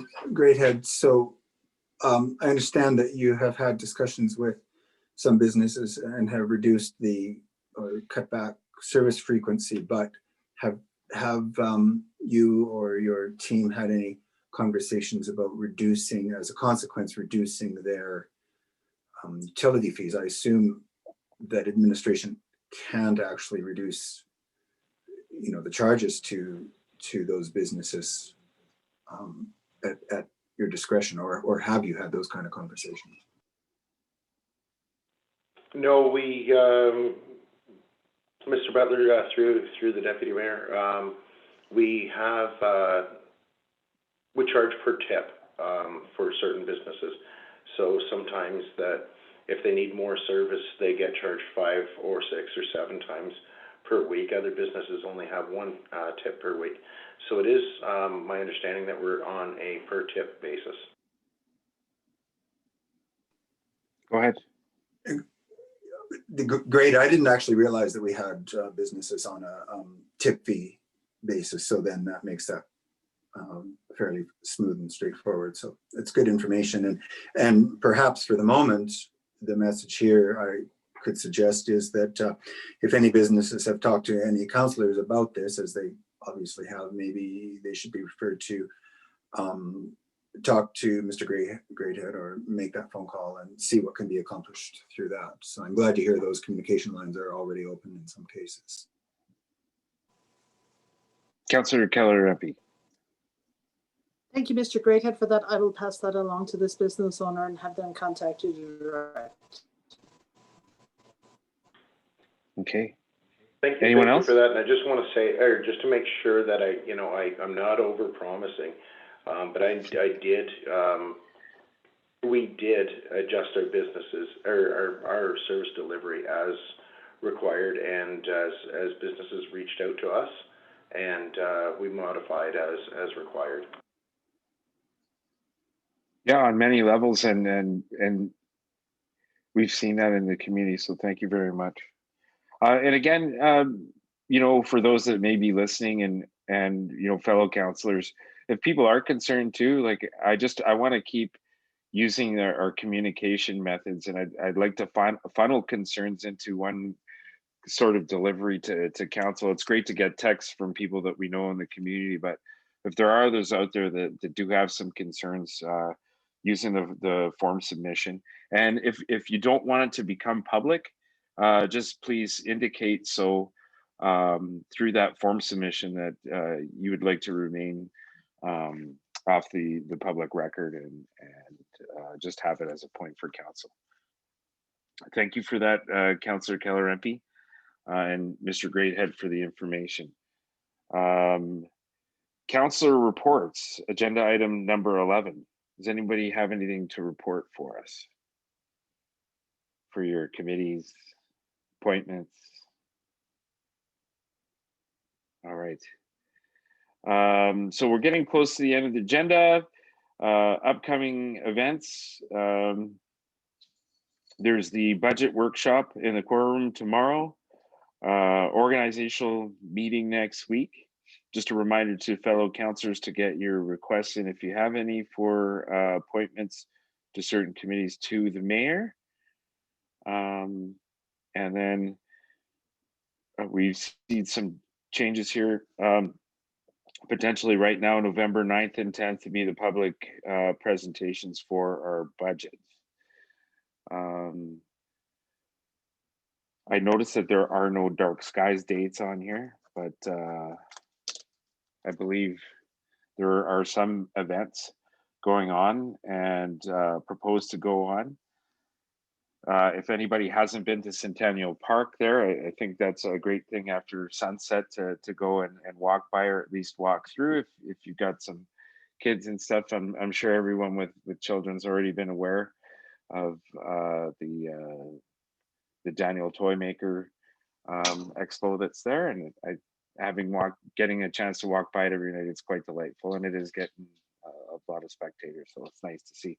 But I do want to encourage people to go to the Dark Skies website if they're looking for something to do.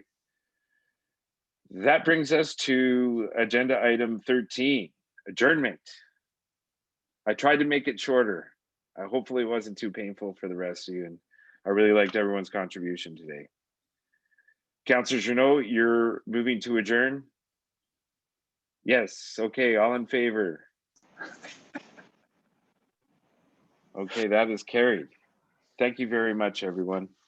Sorry if I made it a little extra painful, but I appreciate the support in getting through it.